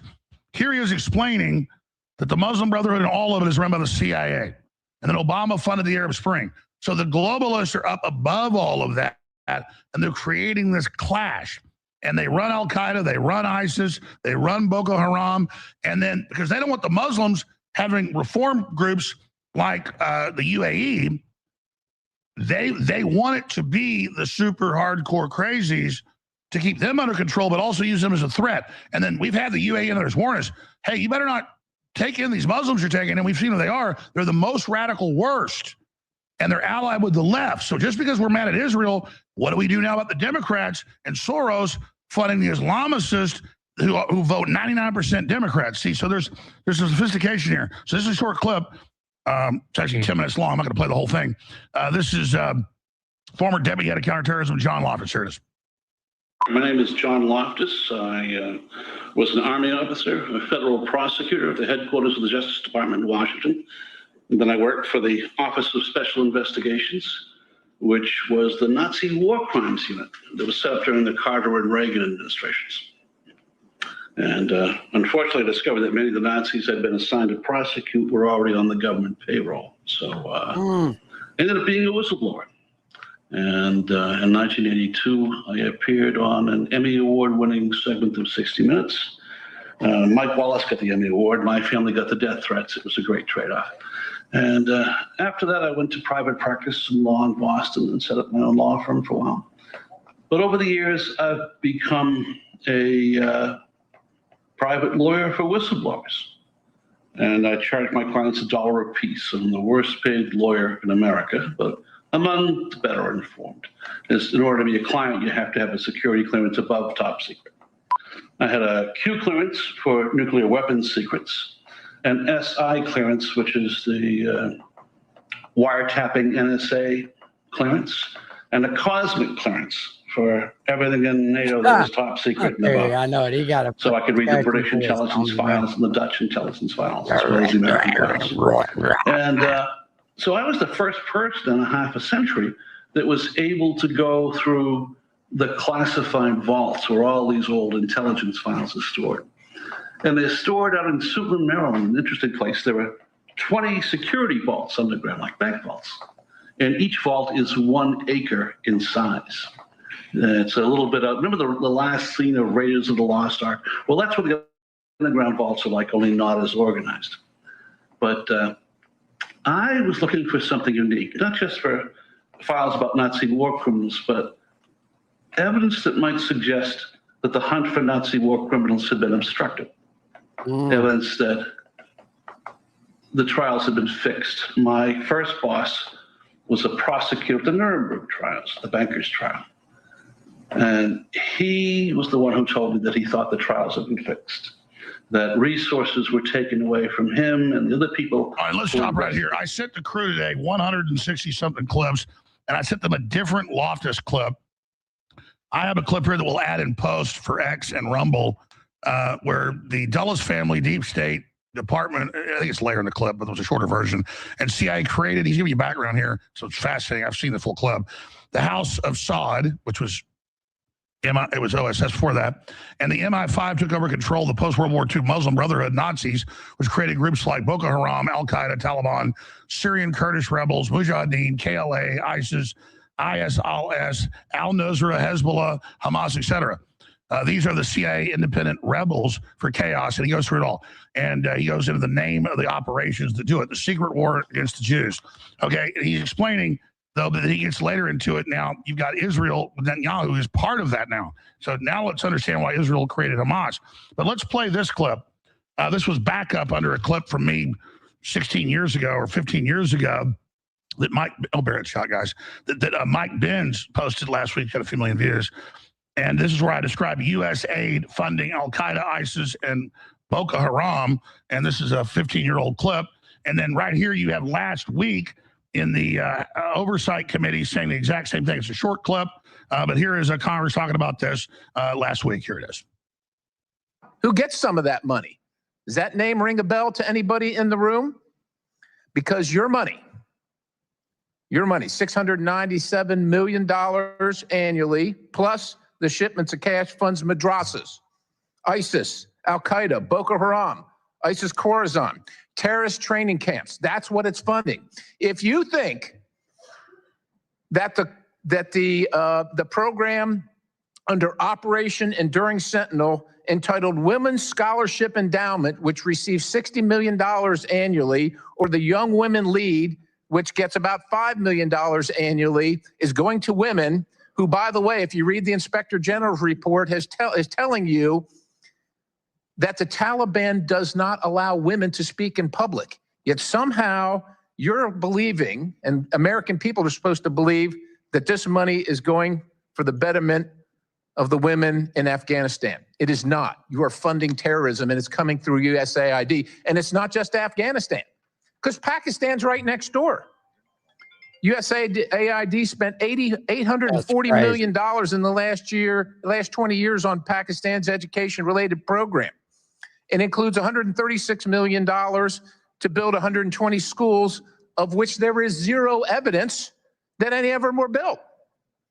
Why would there be any evidence? The inspector general can't get in to see them. But you know what? We doubled down and spent $20 million from USAID to create educational television programs for children unable to attend the physical school.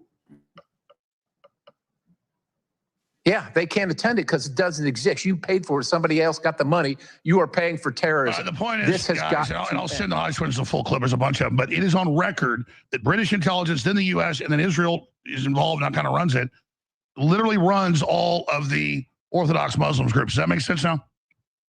Yeah. Mossad. It all leads back to Israel.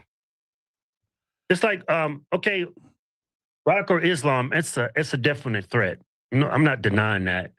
But I just, from an elementary standpoint, Muslims, they hold Jesus in high regard. There's a whole chapter section on his mother Mary, right? You go to the Talmud and the Jews, they hate Jesus. So it's like, why is it that we're so, I think it was George Washington. He said our foreign policy, we should not have direct allies. We should have allies. We should have the same respect for all countries. When you pick one country over another country, you're going to create these hot points with these other countries because you're playing favorites. I think our foreign policy should be that we work with each and every country equally for the best of the world, not one particular country. Yeah. And that's why we're in the situation we are now, because we're playing favorites. Yeah, and that's why we got there's no doubt you're right about that. Let's finish your thought on that. We're back in a few minutes. The Hodge twins, stay with us. Shimano's redesign of a low-profile bait casting reel, renowned for its smooth, powerful performance That's what I'm and talking unmatched about. Bait durability, caster, the baby. Tranx What's up, Jimmy? 400B builds on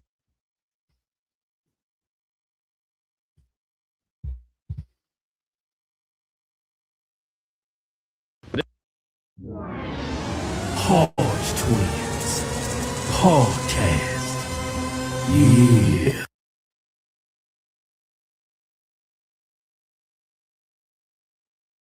Ain't nothing going on. All right, y'all. You ever spell cuss words in the grass by spreading water? No. Now we use diesel fuel, Joe, because then it's there. It's like permanent marker. You know what I mean? You just write like you fucking bitch and diesel fuel on the ground in the grass. And then when they pull up there, for a month, they get what the fuck you saying. All right. I don't know, Jimmy. I ain't fucked with him in a couple days. I haven't fucked with him.